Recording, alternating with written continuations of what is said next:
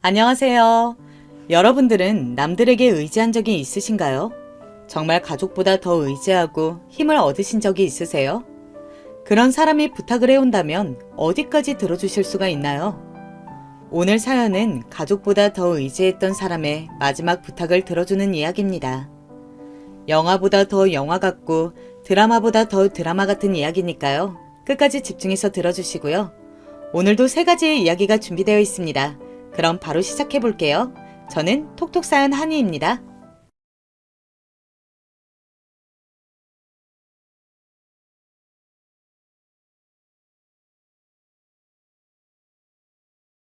안녕하세요. 저는 서울에 살고 있는 이제 곧 70이 되는 남성입니다. 나이를 이렇게 말하려니 좀 이상하네요. 나이만 들으면 분명 할아버지가 맞는데 마음은 아직 청춘이라 그런 것 같아요.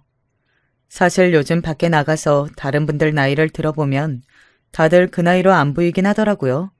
누가 봐도 할머니 나이인데 얼굴은 그냥 아줌마 같고 요즘은 외형만으로는 나이를 짐작하기 힘든 것 같습니다. 저는 혼자 된 지 꽤 됐어요. 부인과는 7년 전쯤 사별했습니다. 사실 이것도 7년이다 이렇게 말하면 꽤 된 것 같은데 저는 엊그제 같아요. 엊그제 일어난 일처럼 아직도 슬프고 아내가 보고 싶고 그런 마음이 듭니다. 암이었어요. 환갑이 채 되기도 전에 유방암이라는 진단을 받고 3번의 수술과 5번의 항암 끝에 더 이상 견디지 못하고 세상을 떴습니다. 5년 동안 아내도 저도 그리고 하나뿐인 아들도 그리고 며느리도 정말 고생을 많이 했어요. 아픈 사람이 한 명 있으면 정말 온 집이 그 사람으로 인해 돌아가거든요. 아내가 죽던 날 아들과 며느리에게 너넨 할 만큼 했다. 나는 괜찮고 죽은 사람은 죽은 사람이니 슬퍼하지 말거라. 내 걱정도 말고. 라고 이야기했지만 저는 아직도 괜찮지 않습니다. 아직도 옆자리가 빈 침대와 아내의 손길이 느껴지지 않는 집을 자각할 때면 생각도 하기 전에 덜컥 눈물부터 날 때가 많아요. 언제쯤이면 웃으면서 아내를 추억할 수 있을지 모르겠네요. 이른 나이에 가서 마음이 더 한이 맞나 봅니다. 제가 동네에서 우연히 아내를 보고 첫눈에 반해서 1년 넘게 쫓아다녔었거든요. 원래 그런 용기나 숫기라고는 전혀 없는 사람이었는데 그때는 무슨 용기가 났는지 아니면 그만큼 아내가 마음에 들었던 건지 용기가 났었던 것 같습니다. 그렇게 연애하고 결혼하고 오랫동안 아이가 생기지 않아 마음고생을 정말 많이 하고 얻은 게 지금 아들이었어요. 우리 부부는 아들을 정말 많이 사랑했고 아꼈습니다. 아들아이도 그런 부모의 마음을 알아준 듯 정말 효자였어요. 특히 지 엄마를 정말 좋아했어요. 가끔 서운할 만큼 말이죠. 하지만 퇴근하고 집에 들어오면 엄마와 꼭 붙어있는 아들을 보며 아, 이런 게 행복이지 하고 힘을 냈던 게 기억이 있습니다. 정말 돌아가고 싶을 만큼 행복한 시절이었어요. 지의 엄마가 죽던 날도 얼마나 많이 울었던지 3일 내내 밥도 한술 제대로 먹지 못해 보는 사람마다 걱정할 정도였습니다. 저러다 애 잡겠네. 지 엄마를 좀 많이 따랐어야지. 아휴, 얼마나 슬프겠어. 아직 환갑도 안 됐는데. 보는 저와 며느리도 조마조마할 만큼 아들은 많이 슬퍼했고 엄마를 많이 그리워했어요. 그래서였을까요? 이 나쁜 놈은 금방 자기 엄마를 따라갔습니다. 암이었어요. 제 엄마가 그렇게 되고 얼마 되지 않아 살이 갑자기 빠지고 컨디션이 좋지 않다며 검사를 받았는데 간암이라고 했다더군요. 간암은 증상이 나오면 이미 늦은 거라고 하더라고요. 손을 쓸 수 없을 만큼 진행이 많이 된 상태라 판정을 받고 1년도 채 되지 않아 세상을 떠났습니다. 아내와 아들을 한 해에 다 잃은 겁니다. 정말 죽을 만큼 힘들었어요. 죽으려고 자살 시도도 했었습니다. 하지만 그때마다 저를 다잡아준 건 며느리였어요. 아버님, 이러시면 안 돼요. 산 사람은 살아야죠. 아버님, 규민 씨가 하늘에서 보면 얼마나 슬퍼하겠어요. 그렇게 저를 다독이고 챙겼습니다. 정말 하루도 빠짐없이 집에 와서 밥은 챙겨 먹었는지 무슨 일이 있는지 아닌지를 살폈어요. 그렇게 몇 년이 흘렀습니다. 정말 죽을 것 같이 힘들었는데 사니까 또 사라지더라고요. 물론 아직도 우는 날이 많고 아내와 아들이 너무 그립긴 했지만 말입니다. 제가 이렇게나마 숨을 붙이고 살 수 있게 해준 건 순전히 다 며느리 덕이었어요. 너 아니었으면 100번은 죽었을 목숨이다. 서로가 살린 거죠. 저도 아버님 그렇게 보러 다니면서 살 이유를 찾았어요. 저도 이유가 필요했거든요. 뭔가를 하지 않으면 죽고 싶을 것 같아서. 그렇게 저와 며느리는 서로에게 의지하며 그 힘든 시간을 이겨냈어요. 며느리는 가족이 없었습니다. 홀어머니 밑에서 외롭게 자랐는데 그 홀어머니마저 아들과 결혼한 지 얼마 지나지 않아 병으로 세상을 뜨셨거든요. 그래서 저희 부부를 부모처럼 생각했습니다. 저도 원래부터 며느리를 참 예뻐하긴 했는데 이번 일을 겪으면서 정말 딸아이처럼 챙기게 됐어요. 이제는 이렇게 자주 오지 않아도 된다니까 그러네. 제가 좋아서 하는 건데요, 뭐. 많이 괜찮아져서 들여다보지 않아도 된다고 이야기했지만 며느리는 이게 다 자기가 좋아서 하는 일이라며 끊임없이 저희 집을 드나들면서 반찬이다 뭐다 해서 날랐어요. 그러다 보니 자연스럽게 저희 집 이웃들과도 안면을 텄습니다. 아유, 안녕하세요. 안녕하세요. 둘이 아는 사이요? 자주 뵈니까 오다 가다 인사를 좀 했죠. 그랴, 하긴 좀 자주 왔어야지. 어르신이 복이 많으세요. 저는 처음에 따님분인가 했다니까요. 그렇지. 내가 정말 며느리 하나는 기똥차게 봤어. 옆집 총각도 며느리와 안면이 있는지 인사를 하더군요. 어느 날 며느리가 그러더군요. 제가 음식을 잘하잖아요. 봉사활동을 좀 하러 다닐까 싶어요.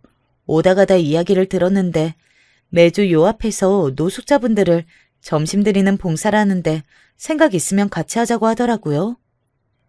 누가? 옆집 총각분이요. 언제 그렇게 친해졌나 싶었지만 별 생각하지 않았어요. 조금 섭섭하긴 해도 며느리가 언제까지 저렇게 혼자 살 수만은 없는 노릇이잖아요. 저 아이는 무슨 죄가 있어서 다 노인네를 평생 수발해야 하나 싶기도 했고요. 그래, 옆집 총각이 참 기특하네. 젊은 사람이. 그러니까요. 그렇게 말하며 수줍은 듯 웃는 며느리를 보고 물론 섭섭한 마음이 하나도 들지 않은 것은 아니었지만 그래도 며느라기가 정말 행복했으면 좋겠다고 생각했습니다. 그래서 오히려 더 도와주려고 했던 것도 있었던 것 같아요. 이거 저기 옆집 총각 좀 가져다 줘라. 옆집 총각한테 가서 접시 좀 받아와. 일부러 더 그랬어요. 옆집 총각은 제가 보기에도 사람이 참 성실하고 괜찮았거든요. 저 같은 노인네에게도 매번 인사를 깍듯하게 했고 지나가다 쓰레기가 보이면 주워서 주머니에 넣는 모습을 본 적도 있었습니다. 아버님, 왜 자꾸 저를 옆집 총각네의 심부름을 보내세요? 아니, 뭐 그러다가 눈이 맞으면 그것도 그것대로 좋은 거고. 한 번은 며느리가 묻길래 그렇게 대답해 준 적이 있어요. 며느리는 아니라며 손사래를 쳤지만 얼마 지나지 않아 두 사람은 연애하는 듯 보였습니다. 그 장씨 며느리랑 그 옆집 총각이랑 자주 붙어 다니더만. 알아? 언제까지 이 노인네 뒷바라지 한다고 저 젊은 청춘을 다 바칠 수는 없잖아. 우리 애 그렇게 된 지가 언젠데. 쟤도 새 사람 만나고 해야지. 그거야 그렇지만 안 섭섭하겠어? 섭섭해도 어째 잡아둘 수는 없잖아. 제가 그렇게 말하니 다들 고개를 끄덕이더군요. 그러고 얼마 지나지 않아 며느리가 상당히 걱정스럽고 곤란한 얼굴로 할 말이 있다는 듯 제게 말을 걸어왔습니다. 단번에 알 수 있었어요. 옆집 총각과의 사이를 저에게 이야기하려 한다는 것을 말입니다. 저기, 아버님, 그래. 저기, 그게 사실은 다 아니까 그렇게 말하기 힘들어할 거 없다. 네? 옆집 총각이랑 좋은 감정으로 만나고 있다는 말하려고 하는 거 아니냐? 아니, 그걸 어떻게? 이 나이까지 살다 보면 눈치만 늘어. 그리고 나한테 이야기하는 걸 뭘 그렇게 눈치를 보냐? 죄송해서요. 규민이 간 지가 언젠데? 그럼 언제까지 다 늙은 시아버지 수발이라 들면서 평생 살려고 했냐? 아이고, 그런 소리 하지도 마라. 나 천벌 받는다. 그래도 규민 씨한테도 미안하고. 규민이는 너 이러고 사는 걸 더 원하지 않을 게다. 내가 아는 우리 아들은 그래. 그니까 나나 규민이한테 미안해하지 말고 너는 네 인생 살아. 나는 이제 네가 들여다보지 않아도 괜찮을 만큼 좋아졌으니까. 일부러 조금 더 모진 말투로 이야기했어요. 하지만 며느라기는 그런데도 제가 신경이 쓰이던 모양이더라고요. 그래도 아버님한테 오고하는 건 그전이랑 달라질 건 없을 거예요. 아이고, 그러다 세 사람한테 밉보이면 어쩌려고. 그런 사람이면 저도 싫어요. 그리고 아버님은 저한테 시아버지 아니고 진짜 아버지세요. 고마워서 눈물이 날 것 같더군요. 그리고 며느리는 실제로 그 말을 지켰습니다. 그전과 다르지 않게 집에 왔고 저를 들여다봤어요. 며칠에 한 번은 와서 말동무도 해주며 한참을 있다 갔고요. 주변에서 그런 며느리가 어디 있냐며 혀를 내두를 만큼 정말 좋은 아이였습니다. 옆집 총각도 그런 며느리가 정말 괜찮고 신경 쓰이지 않는 듯 여전히 저에게 깍듯했어요. 어느 날은 어르신, 바둑 둘 줄 아세요? 왜? 나랑 바둑 도 주게? 요즘 바둑 두는 사람 없잖아요. 둘 줄 아시면 저 좀 상대해달라고 부탁드리려고요. 참, 요즘 총각 같지 않고 싹싹하고 좋은 청년이었어요. 그래서 며느라기가 저 총각이랑 잘 됐으면 좋겠다고 진심으로 그렇게 생각했었습니다. 그러던 어느 날이었어요.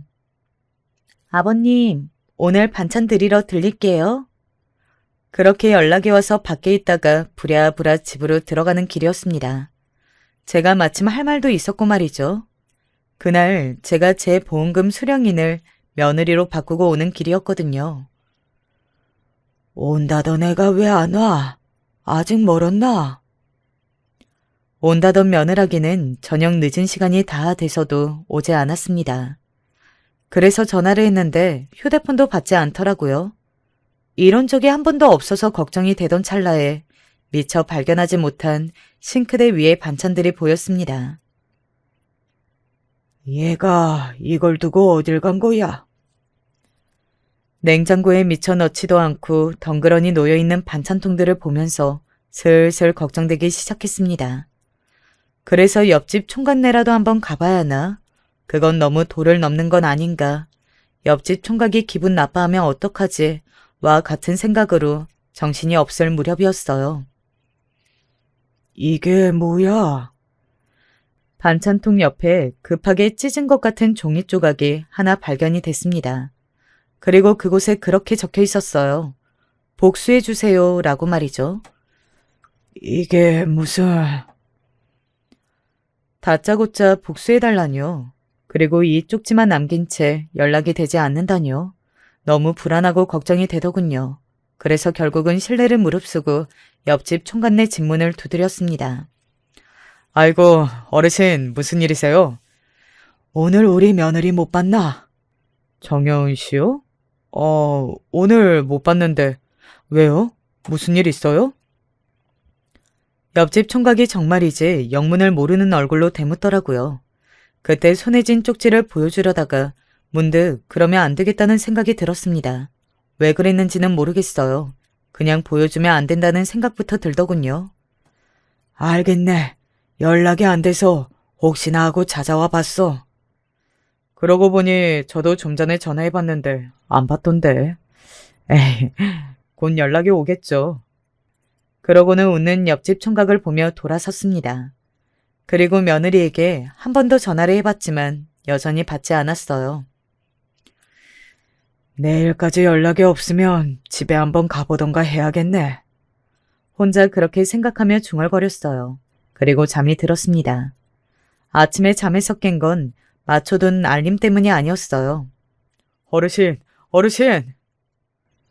저희 집 문을 두드리며 다급히 저를 부르는 옆집 총각의 목소리에 잠이 깼습니다.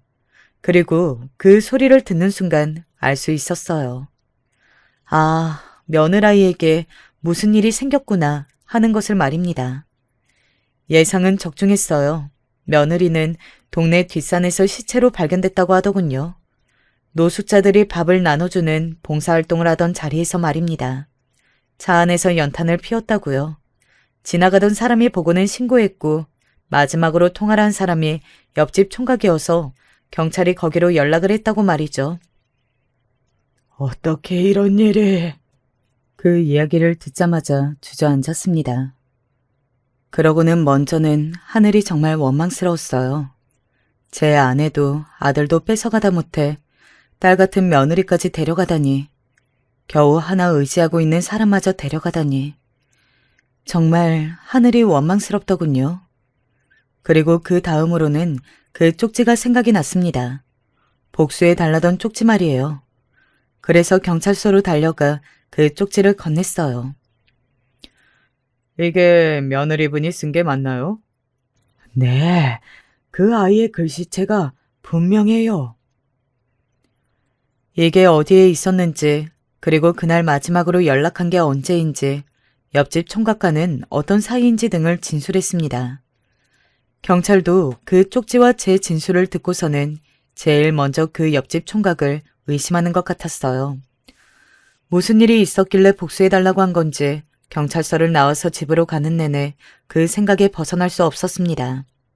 그리고 집에 도착해 들어가려고 하는데 급하게 집을 나왔는지 현관문이 살짝 열려있는 옆집 총각집을 봤어요. 그리고는 저도 모르게 안으로 들어갔습니다. 아무도 없는 집은 고요하게 그지없었어요. 그리고 뭐가 이렇게 아무것도 없어? 정말이지 뭐가 이렇게 휑한가 싶을 만큼 가구고 살림살이고 아무것도 없더군요. 그리고 살펴볼 것도 없었습니다. 딱히 누군가와 싸워서 가구 같은 것들이 넘어진 흔적이라든지 그런 것도 없었어요. 그래서 집안을 빠져나오려던 그때 신발장 서랍 쪽에 뭔가 삐죽 튀어나와 있는 것을 봤어요. 그리고 저도 모르게 그 종이에 손을 가져다 대고 꺼냈습니다. 이게 뭐지?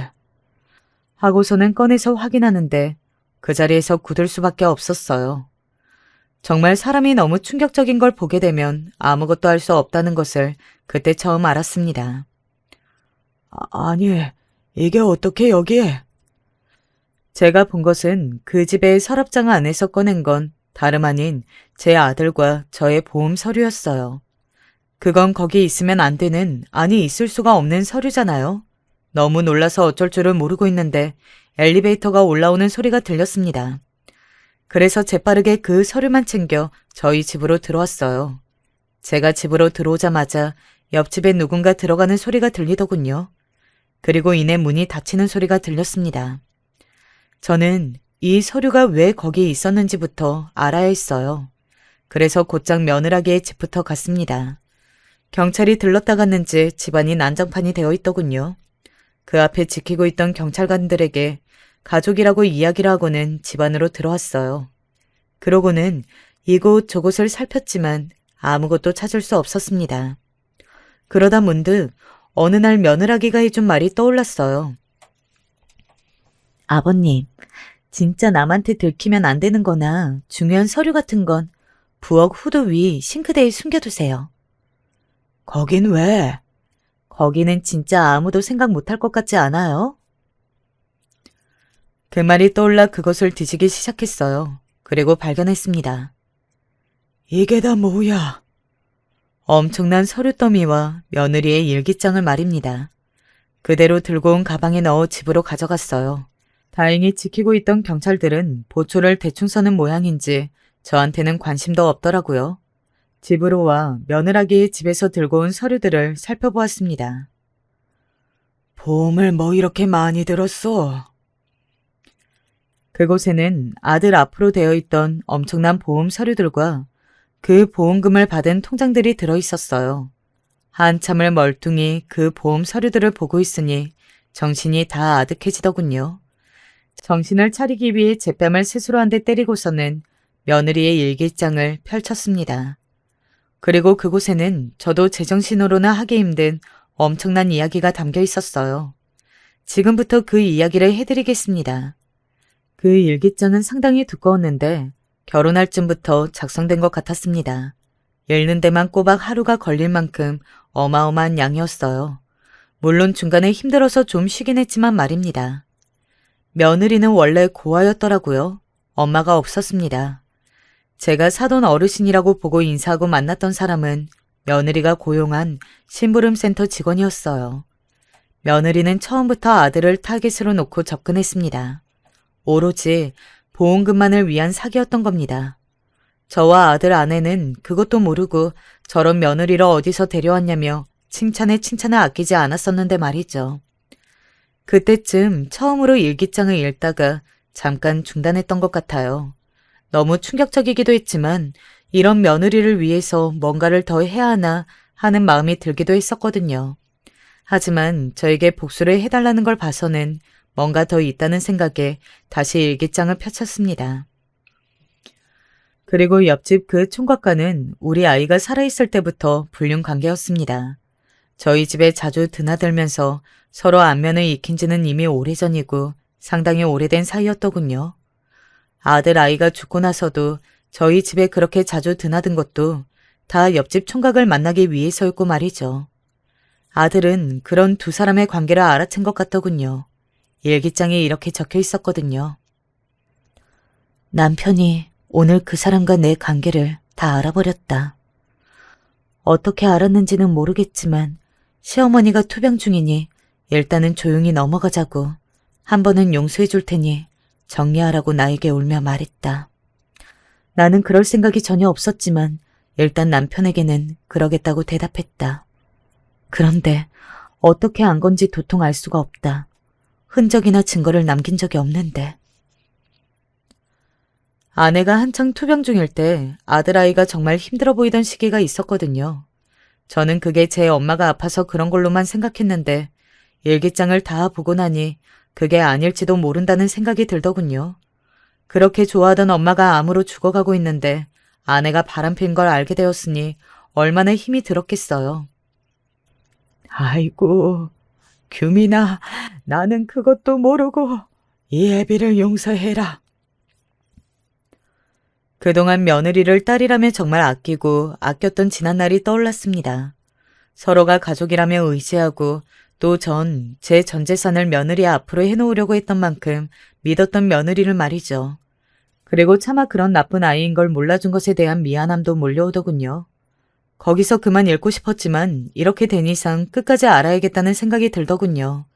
이미 며느리는 자기가 저지른 일에 대한 죗값을 받았지만 그 복수해달라는 쪽지도 그렇고 옆집 총각집에 있었던 제 아들과 저의 보험 서류도 그렇고 찜찜한 게 한둘이 아니었으니까요. 그리고 일기장을 읽을수록 정말 충격과 공포에 빠져야만 했습니다. 오늘 그 사람이 그런 말을 했다. 시어머니도 죽고 남편도 죽고 시아버지도 죽고 나면 그 집 재산과 보험금은 모두 너한테 상속되는 거냐는 말을 말이다. 그리고 모두 남지 않으면 의심할 사람도 없는 거 아니냐는 말을 들었다. 온몸에 소름이 오소소 돋더군요. 저는 재산이 많았습니다. 원래 대대로 물려받은 돈이 많기도 했지만 제가 꽤 오랜 시간 운영해온 회사가 있었거든요. 물론 아내가 아프면서 전문 경영인에게 물려주긴 했지만 말입니다. 물론 며느리도 그런 저희 집 배경을 아니까 그런 심부름 센터까지 고용해가며 저희 집을 타깃으로 삼고 접근했던 거겠지만요. 원래 며느리는 사고사나 다른 방법들로 아들을 어떻게 하려는 계획을 세웠던 것 같습니다. 그러다가 세월이 지나서 아들과 정도 붙고 어차피 결혼해서 오래 살게 되면 그 재산이 자기 앞으로 떨어지는 거나 마찬가지니 점점 그렇겠다는 마음이 옅어졌던 것 같아요. 무엇보다 우리 아들아이가 정말 좋은 사람이었거든요. 그러던 차에 옆집 총각이 다시 바람을 넣은 모양이었습니다. 아내가 병으로 시한부 판정을 받았다는 소식을 듣고서는 더더욱 그랬던 모양이에요. 그 사람 말이 맞는 것 같다는 생각이 든다. 남편을 사랑하지 않는데 돈을 위해 평생을 묶인 듯 살아야 한다는 것이 힘들 것 같다. 그 사람 말이 다 맞다. 처음부터 다 가진 사람들은 결국은 우리 같은 사람들을 이해하지 못한다. 어딘가 점점 흔히들 이야기하는 가스라이팅을 당하는 느낌이더군요. 세뇌당하고 있는 사람처럼 말입니다. 그렇게 두 사람의 관계는 점점 깊어지는 듯 보였어요. 물론 한쪽에서 한쪽을 조종하는 관계인 것 같았지만 말입니다. 아내가 죽고 두 사람은 남편을 어떻게 하기로 마음을 먹은 것 같았습니다. 그런데 곧이어 남편인 제 아들이 병에 걸렸다는 걸 알게 되었던 것 같아요. 고칠 수 없는 병이라는 걸 알게 되고 오히려 다행이라고 써놨더군요. 그 부분을 읽는데 손이 덜덜 떨리고 피가 거꾸로 솟는 것 같았습니다. 남편이 가고 나면 정말 남는 건 시아버지밖에 없다. 운이 좋으면 그분도 자기가 알아서 세상을 뜰지도 모를 일이라고 그이에게 이야기했지만 그이는 그러면 그 재산이 다 어디로 갈지 모르는 거 아니냐며 그런 사람들은 유언장이 따로 있다고 했다. 내가 입안의 혀처럼 딸처럼 굴면 너한테 다 물려주지 않겠냐고. 그 말이 맞는 것 같다. 정말 무섭고 소름이 끼치더군요. 물론 실제로 며느리 손에 잘못된 사람은 아무도 없었지만 그렇게 할 계획을 이 정도로 구체적으로 생각하고 있었다는 게 말입니다. 그렇게 며느리는 저에게 딸처럼 굴었던 겁니다. 일기장을 덮었어요. 그리고 오열했습니다. 정말 얼마나 울었는지 몰라요. 경찰에 전화해서 추가 증거를 제출하겠다고 했더니 이렇게 말하더군요. 확실한 증거 맞죠? 지금 자살로 마무리될 것 같은데 이거 뒤집으려면 확실한 증거여야 해요. 애먼 사람 잡은 거면 큰일 납니다. 사건을 빨리 끝내고 싶어하는 게 느껴졌어요. 남편 죽고 혼자 사는 여자이니 그렇게 결론 내는 게 어쩌면 편하고 쉬울 수도 있겠죠. 그래서 냉정하게 생각해봤습니다. 확실한 증거는 되지 못할 것 같았어요. 어차피 일기장에 적힌 내용들 뿐이니까 말입니다. 막말로 그놈이 며느리에게 혼자 망상한 거라고 우기면 어쩔 도리도 없었어요. 죽은 사람은 말이 없으니까 말입니다. 그래서 일단은 전화를 끊고 어떻게 할지 고민했어요. 잘 생각해야 했습니다. 며느리 복수에 대한 마음은 일기장을 읽으면서 배신감으로 사라졌다 하더라도 어쨌든 제 목숨을 노렸던 사람인데 이대로 둬서는 안 되겠다고 생각했어요. 그래서 미끼를 던져 사건의 진실을 알아내야겠다고 생각했습니다. 이제 나는 가족도 없고 살아서 뭐하나 싶네. 옆집 총각이 지나갈 때 일부러 그렇게 말했어요. 정말 저를 범죄의 대상으로 노리고 있었다면 그 미끼를 덥석 물 거라고 그렇게 생각했거든요. 저랑 바둑이나 두실래요?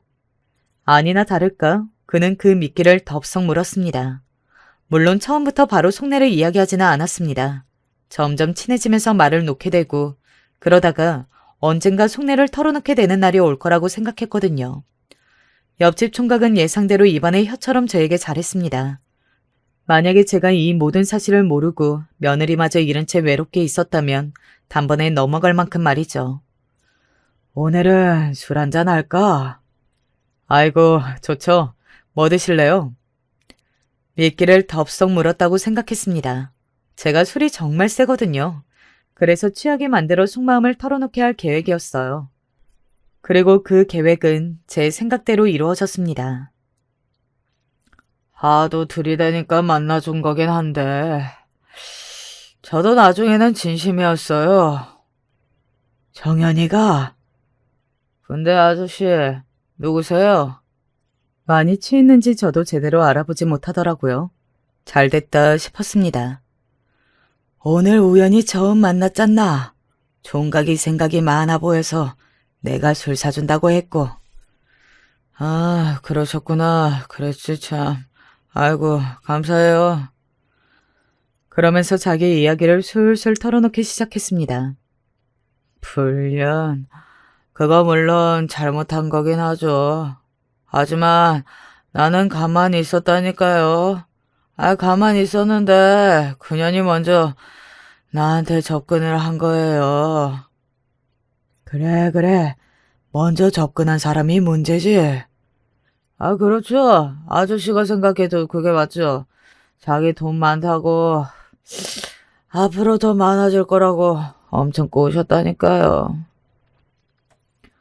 일기장에서 읽은 내용과 완전히 다르긴 했어요. 일기장에서는 그 옆집 총각이 먼저 접근했다고 쓰여 있었거든요. 내가 옆집 그 노인네가 그렇게 부잔진 진짜 몰랐지 뭐야. 저희 부부는 그냥 평범한 아파트에서 살았습니다. 가진 재산에 비해서는 작고 소소한 규모긴 해요. 일부러 그런 건 아니고 그냥 그게 저와 아내가 편했기 때문에 그렇게 한 거였습니다. 사람 사는 느낌이 나는 동네와 집에 살고 싶어 했었거든요. 그래서 제가 그 정도의 자산가라는 사실을 동네 분들은 거의 모르긴 했어요. 그 이야기를 듣고 나니까 좀 솔깃하긴 하더라만 시어머님과 하는 사람이 암으로 뒤지기 얼마 안 남았고 외동 아들이면 다 거기로 재산이 가는 거 아니에요? 그 아들만 없으면 그 어마어마한 돈을 다 그 여자께 맞으니까. 그렇지. 너무 화가 나서 손이 부들부들 떨렸지만 이야기를 마저 듣기 위해서 정말 있는 힘을 다해 참았습니다. 아파서 고생하는 아내를 뒤에서 저렇게 생각하고 말했다는 사실에 정말 배신감을 넘어 분노로 눈물이 날 것 같더군요. 그래서 어떻게 됐어? 그렇게 말하며 녹음 중인 휴대폰을 확인을 한번 했어요. 그래서 그럼 내가 시어머니 죽고 네 남편이 재산 물려받고 네 남편까지 죽고 나면 나한테 오라고 했지. 그랬더니 냉큼 그러겠다고 하대. 그래서 나는 어떻게 하면 일이 빨리 처리될지 방법을 좀 알려줬을 뿐인데. 무슨 방법? 우리 집에 옛날에 어른들이 오래 먹으면 죽는다고 하면 풀떼기 하나가 있었어. 온몸이 굳고 한다는. 그걸 내가 말해줬는데 그렇게 해야겠다고 하더라고. 그래서 그냥 나는 그러라고 했어. 솔직히 그래서 안 되면 뭐 아쉽고 마는 거고.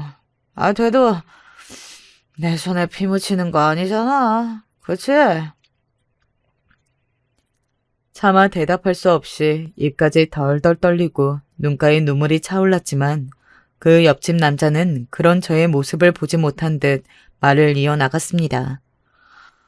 근데 어느 날 엄청 기분 좋은 얼굴로 오더니 우리가 손을 안 써도 되겠다 하대. 남편이 암에 걸렸다나 뭐라나. 그걸 좋아하라면서 말했어? 아닐 건 또 뭐야. 어차피 죽이려고 했는데 알아서 죽어준다니까 너무 고맙지. 보험도 엄청나게 들어놨는데 그것도 다 받아먹을 수 있고 말이야. 아무런 의심 없이, 안 그래? 고개를 숙이고 주먹을 꽉 쥐었어요. 더 이상 들어줄 수 없겠다 싶어서 일어나려는데 그 자식이 정말 용서할 수 없는 고백 아닌 고백을 해왔습니다. 정말이지 지금도 그 내용과 말투, 그 자식의 표정이 눈에 생생하게 떠올라요. 근데 알았더라고. 어떻게 알았는지는 모르겠는데 알았더라고. 누가? 남편이? 제가 덜덜 떨리는 목소리로 되물었어요. 그럼 누구겠어? 남편이지. 지 엄마 죽고 얼마 안 돼서 찾아왔더라고. 지 마누라한테 무슨 소리를 듣고 왔는지 착한 자기 마누라한테 왜 그랬냐길래 흠씬 두들겨 패줬지. 그러고선 얼마 안 돼서 돼지더라고. 아픈 거 알면서 때렸다고? 내가 원래 화가 나면 꼭지부터 도는 타입이라 그리고 뭐 어차피 병 아니었어도 뒤졌을 양반인데. 그 말을 끝으로 탁자에 엎어지더군요. 그러고는 드르렁거리며 코를 골기 시작했습니다. 그 자리에서 목이라도 조르고 싶었어요. 하지만 저는 앉아서 하염없이 눈물만 흘릴 뿐이었습니다. 규민아, 예비가 너 그렇게 마음고생하는 줄도 모르고 아이고 내 새끼. 한참을 그렇게 울다가 다짐했습니다. 내 남은 생, 지금 만취의 탁자에 엎어져 드르렁거리며 자는 저 자식에게 복수하기 위해 쓰겠다고 말이죠. 다음 날 저는 태어난 척 복도에서 마주친 옆집 총각에게 인사를 건넸습니다. 어제는 혼자 어딜 그렇게 갔어? 제 물음에 옆집 총각은 뭔가를 생각하는 듯 하더니 이내 안심한 듯 웃으며 말을 하더군요. 제가 취하면 혼자 어딜 가는 버릇이 있어서. 하하, 어제도 그랬나 보네요. 잘 들어가셨어요? 나야 뭐 다 노인네가 살면 얼마나 산다고 걱정할 게 뭐가 있어. 젊은 사람 잘 들어갔으면 된 거지. 아유, 말을 뭘 그렇게 하세요. 아니요, 살면 얼마나 살겠어. 가족도 없는 할아버지가 모아둔 재산 쓰면서 허송세월이나 보내다 갈 바에는 일찌감치 누구 줘버리고 자네 들어갈까 싶기도 하고 그래. 제 말에 옆집 총각이 눈을 번뜩이는 게 느껴졌습니다. 누구 줄 사람은 있으시고요? 없으니 문제지. 어디 기부라도 할까? 하하, 그것도 좋죠. 그 자식은 그렇게 말하고는 뭔가 생각을 하는 듯 하더군요. 머리를 굴리는 게 저에게도 느껴질 만큼 빠르게 눈동자가 돌아갔습니다. 그러고는 아까보다 더 친절한 말투와 얼굴로 저에게 말하더라고요. 저도 가족이라고는 아무도 없이 혼잔데, 그럼 저랑 같이 다니시죠? 아이고, 젊은 총각이 다 늙어 빠진 노인네랑 뭐하러? 저희 아버지가 살아계셨으면 딱 어르신 연배실 건데요. 외로운 사람들끼리 마음 맞춰서 잘 지내면 좋죠. 그리고 정연 씨랑도 인연이 있고 저희가 아예 연이 없는 사람들은 또 아니잖아요. 정말이지 역겹기 그지없더군요. 토악질이 나오려 하는 걸 간신히 참으며 웃었습니다. 아이고, 그래주면 나야 고맙지. 그날 이후로 그 자식은 저에게 정말 잘했습니다. 정말 잘했어요. 이웃 사람들도 어떻게 남에게 저렇게까지 잘하고 또 싹싹하냐고. 그 총각 너무 좋은 사람이라며 다들 칭찬하기 바빴으니까요. 하루는 우연히 그 총각과 제가 걸어가는 모습을 본 경찰이 저에게 따로 찾아와 물어본 적도 있었습니다. 오해가 다 풀리신 거예요? 무슨 오해? 며느리 죽인 범인으로 옆집 남자분 의심하셨었잖아요.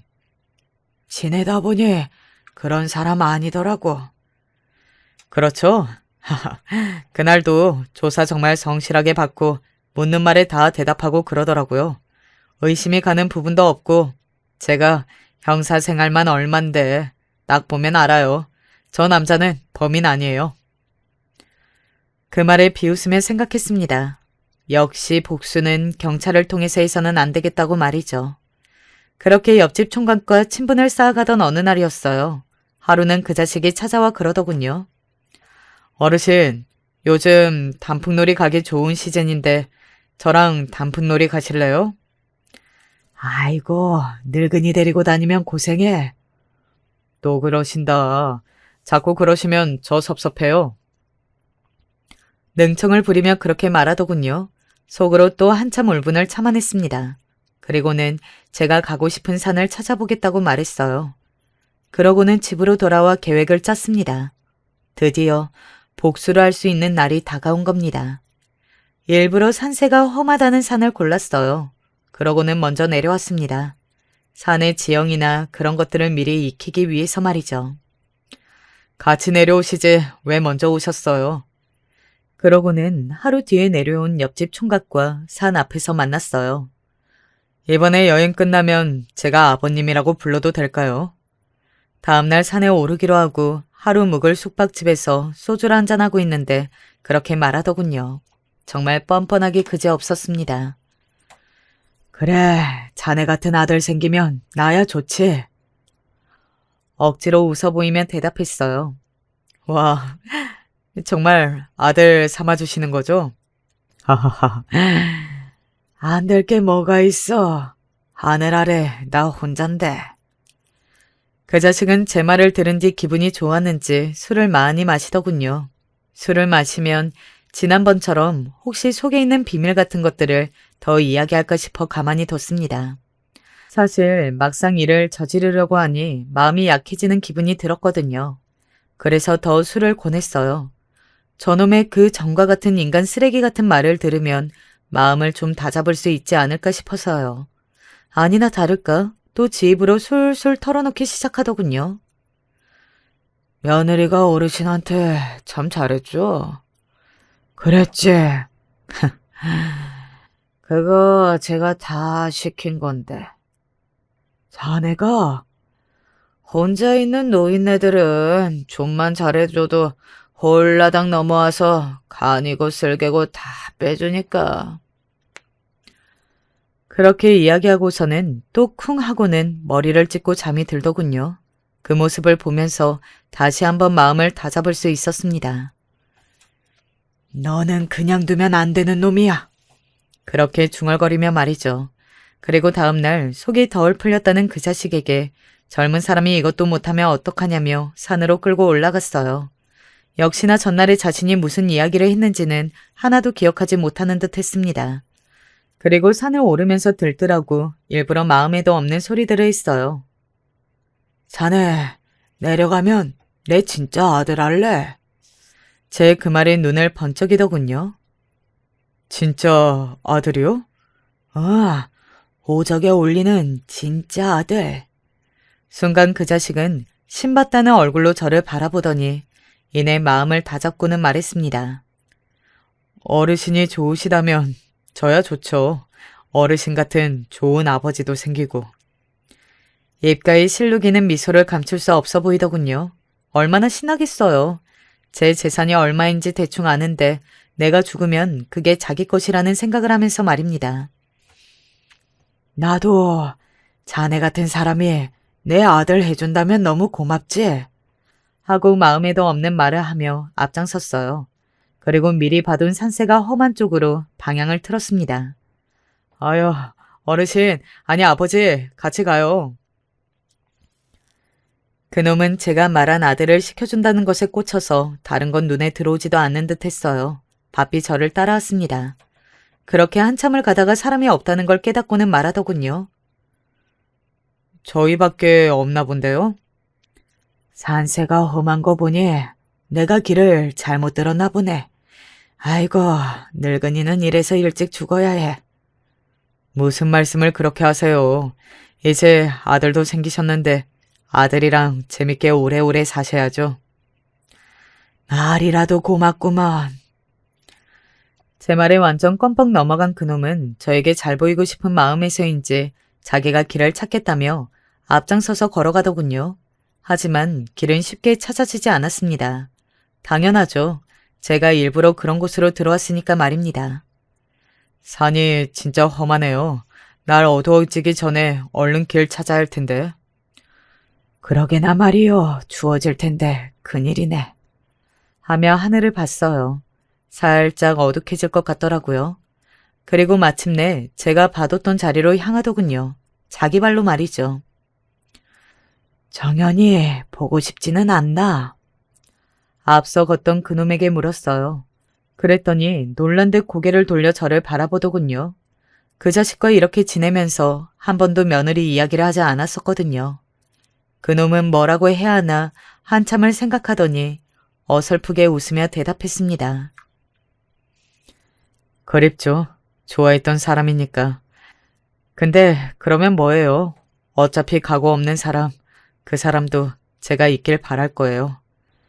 그래, 그 아이라면 그러겠지. 착한 아이니까. 일부러 그렇게 이야기했습니다. 그러고는 표정을 살폈어요. 슬쩍 비웃는 게 보이더군요. 자기는 본 모습을 다 알고 있다는 듯 말입니다. 아는 건 본인뿐만이 아닌데요. 그쵸, 좋은 사람이죠. 아, 늦기 전에 빨리 가시죠. 그러고는 돌아서는 그놈의 등을 힘주어 밀었습니다. 와! 순식간이었어요. 그 자식은 제가 봐둔 자리에서 그대로 떨어졌습니다. 그러다 한쪽 손을 겨우 나뭇가지를 잡아 버텼어요. 그리고는 저를 향해 말했습니다. 제가 민 줄도 모르고 말이죠. 저 좀 잡아주세요. 너무 놀라서 제가 밀었다는 생각조차 하지 못하는 것 같더라고요. 저는 그런 그놈에게 손을 내밀다가 바로 앞에서 거두었어요. 그랬더니 눈을 동그랗게 뜨고 무슨 짓을 하냐는 듯 저를 바라보더군요. 아니, 아버지. 아버지는 무슨 소름 끼치니까 그렇게 부르지 마. 그동안과는 완전히 다른 말투와 얼굴로 그렇게 말하자 정말 놀랐다는 듯 눈은 저를 바라봤습니다. 나뭇가지를 잡은 손이 떨리는 게 보였어요. 나를 죽이려고 하고 내 아들을 죽이려고 하고 그랬던 인간이 돈 때문에 내 옆에 딱 붙어서 호시탐탐 내 재산만 노리는 거 내가 모를 줄 알았나? 누굴 바보로 알아? 그놈은 그제야 깨달은 듯 덜덜 떨리는 목소리로 말했습니다. 설마 지금 일부러 미신 거예요? 그래, 내가 밀었네. 살면서 그 죄는 내가 다르게 다 갚고 죽을 거야. 그러니까 자네는 오늘 여기서 죽어. 자네 같은 사람이 더 살아봐야 세상에 이로울 게 하나도 없으니. 하고 돌아서려는데 그놈이 다급하게 저를 불렀습니다. 아니에요. 다 오해예요. 다 설명할 수 있습니다. 아버지, 아니, 어르신. 하지만 들어줄 마음 없이 돌아섰어요. 그러다 문득 궁금하더군요. 그럼 솔직하게 말하면 생각해보지. 다 물어보세요. 다. 정연이, 자네가 죽였나? 제 그 질문에 굳더군요. 예상하지 못했던 질문이라는 듯 말입니다. 대답하지 못하길래 제가 말을 덧붙였어요. 나는 진짜 궁금할 뿐이야. 내 아들 죽이려고 하고 나까지 어떻게 해보려고 했던 애를 자네가 죽였다고 내가 뭘 탓하겠나? 그냥 궁금해서 물어보는 거야. 그 말에 또다시 머리를 굴리는 게 보이더군요. 그러더니 크게 말했습니다. 네, 제가 죽였어요, 제가요. 수면제 먹이고 차에 연탄가스 피운 게 접니다. 그니까 어르신, 저를 살려주세요. 아드님 복수 제가 해드린 거잖아요. 그렇게 말하는 그놈을 잠시 바라보다가 그대로 돌아섰어요. 처음부터 구해줄 생각은 없었습니다. 그렇게 악을 쓰는 소리를 뒤로하고 산에서 내려오자마자 경찰에 신고했습니다. 같이 온 일행이랑 중간에서 헤어졌는데 연락이 안 된다고 말이죠. 경찰은 수색에 들어갔고 그놈을 금방 찾았어요. 물론 죽은 그놈을 말입니다. 저는 그놈이 들것에 실려 나가는 걸 아무 감정 없는 얼굴로 바라봤습니다. 막연히 일을 다 치르고 나면 죄책감이 들 거라고 생각했는데 그런 감정도 들지 않더군요. 그래도 사람이 죽었으니 조사는 해야 한다는 경찰에게 최대한 협조했어요. 그리고는 아무 의심도 받지 않고 얼마 지나지 않아 바로 경찰서를 나왔습니다. 허무하구만. 사람이 죽어서 이렇게 사건 마무리가 되는 게 참 허무하더군요. 그러고는 집으로 올라와 아무도 없는 불 꺼진 집에서 밤새 앉아 있었어요. 그리고 생각했습니다. 남은 생은 어쨌든 이 업보를 싣기 위해 남을 도우며 살겠다고 말이죠. 그날 이후로 봉사활동을 다니기 시작했어요. 없는 사람들의 끼니를 챙기고 쉼터를 만들어주고 하는 돈 드는 일들은 언제나 나서서 했습니다. 한 푼도 아깝지 않았어요. 오히려 이 돈을 이렇게 다 쓰고 나면 이 세상을 떠나는 것도 좋겠다는 생각이 들더군요. 그렇게 몇 년이 흘렀네요. 저는 이 모진 세상을 아직도 살아내고 있습니다. 그리고 제 통장에는 이제 잔액이 얼마 남지 않았어요. 물론 아껴 쓰면 남은 인생 나름 살 수 있는 돈이지만 생에 별 미련이 없거든요. 그래서 오늘 이 사연을 쓰게 됐습니다. 그래도 이런 사람이 세상에 있다 간다는 걸 많은 분이 들어주셨으면 좋겠다는 생각이 들어서요. 저에게 해주고 싶은 이야기가 있으시면 남겨주세요. 읽을 수 있다면 읽어보겠습니다. 날이 춥네요. 아내도 아들이고 겨울을 참 좋아했어요. 붕어빵이나 호떡 같은 간식들을 참 좋아했거든요. 눈이 오는 풍경도 말입니다. 며칠 뒤에 아내 제사인데 그날 눈이나 펑펑 왔으면 좋겠어요. 그러면 뭔가 아내와 아들과 같이 있는 기분이 들지 않을까요? 소중한 사람이 옆에 있다는 것, 지나고 보니 그것만큼 복인 것도 행복한 일도 없는 것 같더라고요. 이 사연을 들으시는 모든 분들은 지금 옆에 있는 소중한 사람을 최선을 다해 아껴주기를 바랍니다. 저는 이만 글을 줄여야겠네요. 오늘은 잠을 얼마 자지 못해서 피곤하거든요. 좋은 하루 되시고 날이 추운데 감기 조심하시길 바랍니다. 긴 이야기 들어주셔서 감사합니다. 안녕하세요. 저는 60대에 접어든 지 한참 된 서울에 사는 남자입니다. 항상 다른 분들 이야기를 듣기만 하다가 이렇게 제 이야기를 보내보려니 조금 긴장이 되네요. 하지만 다양한 분들이 사연을 털어놓으면서 한풀이도 하고 스트레스를 좀 푸시는 것 같기도 해서 저도 제 이야기를 한 번쯤 보내어 나눠보고 싶었습니다. 많은 분들이 이야기를 들어주시고 어떤 사정인지 판단해 주시면 좋을 것 같아서 말이죠. 저는 상당히 어린 시절부터 가난하게 자랐습니다. 아버지는 작은 회사의 급사로 시작해 직원으로 승진해 일하셨는데 사실 당시 급사나 작은 회사의 직원의 월급이 그리 좋지 않았죠. 밤낮으로 일해야 할 만큼 일의 양은 많았는데 월급은 쥐꼬리라서 어머니께서 삭바느질을 하며 돈을 조금씩 더 벌어 저희를 먹여 살리셨습니다. 어머니는 여유가 있다면 떡장사라도 하러 나가고 싶다고 한탄하셨지만 저희가 너무 어렸었죠. 제 위로는 형이 두 분 있었습니다. 삼형제 중 제가 막내였던 거죠. 그런데 집이 워낙 가난하다 보니 저희가 아파도 병원에 제대로 가기가 참 힘들었습니다. 사실 어린 아이들은 아프기도 참 자주 아프죠. 아이 키워보신 분들은 아실 겁니다. 아이들은 전날 건강하다가도 그 다음날 너무 아파서 죽을 것처럼 열이 오르고 경기를 하는 경우도 있다는 걸요. 저희도 그런 경우가 있었는데 병원비가 무서워서 병원에 가지 못했습니다. 저도 열이 엄청나게 오르던 날 어머니가 밖에 데리고 나가서 안고 괜찮다 괜찮다 하며 울던 게 생각이 나더군요. 아버지를 목이 빠져라 기다리면서 아픈 아이를 안고 오셨지만 사실 아버지가 오셔도 별 수는 없었죠. 그래도 저희는 어떻게든 커갔습니다. 큰형이 10살, 둘째 형이 8살, 제가 7살이던 때였어요. 사실 저는 너무 어릴 때라 아주 흐릿하게만 기억이 납니다만 당시 갑자기 둘째 형이 아팠습니다.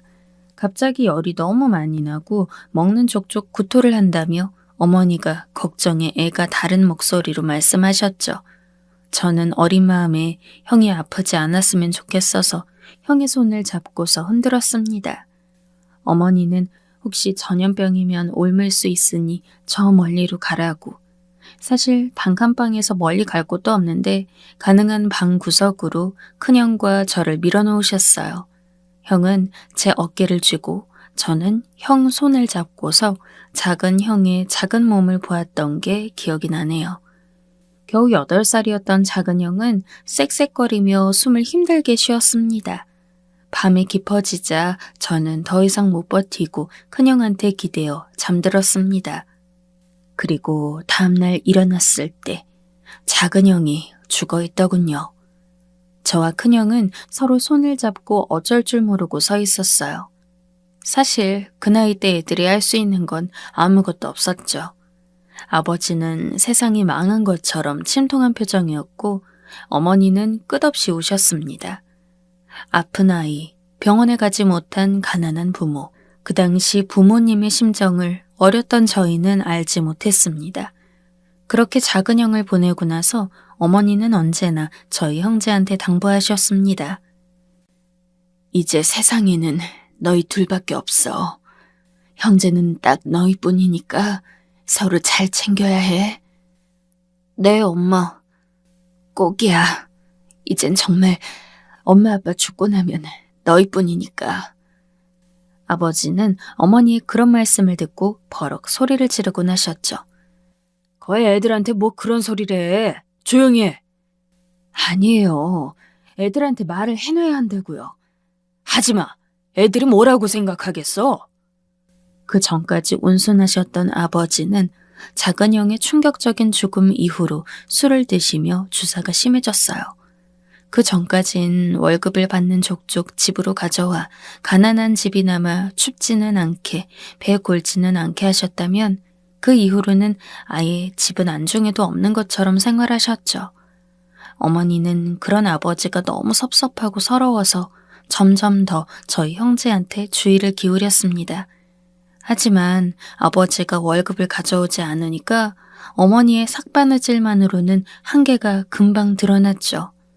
어머니는 결국 떡 장사를 하겠다며 저희 둘만 남겨놓고 나가셨고 생전 처음 떡바구니를 이고 가시다가 옆을 보지 못하셔서 트럭에 치여 돌아가셨습니다.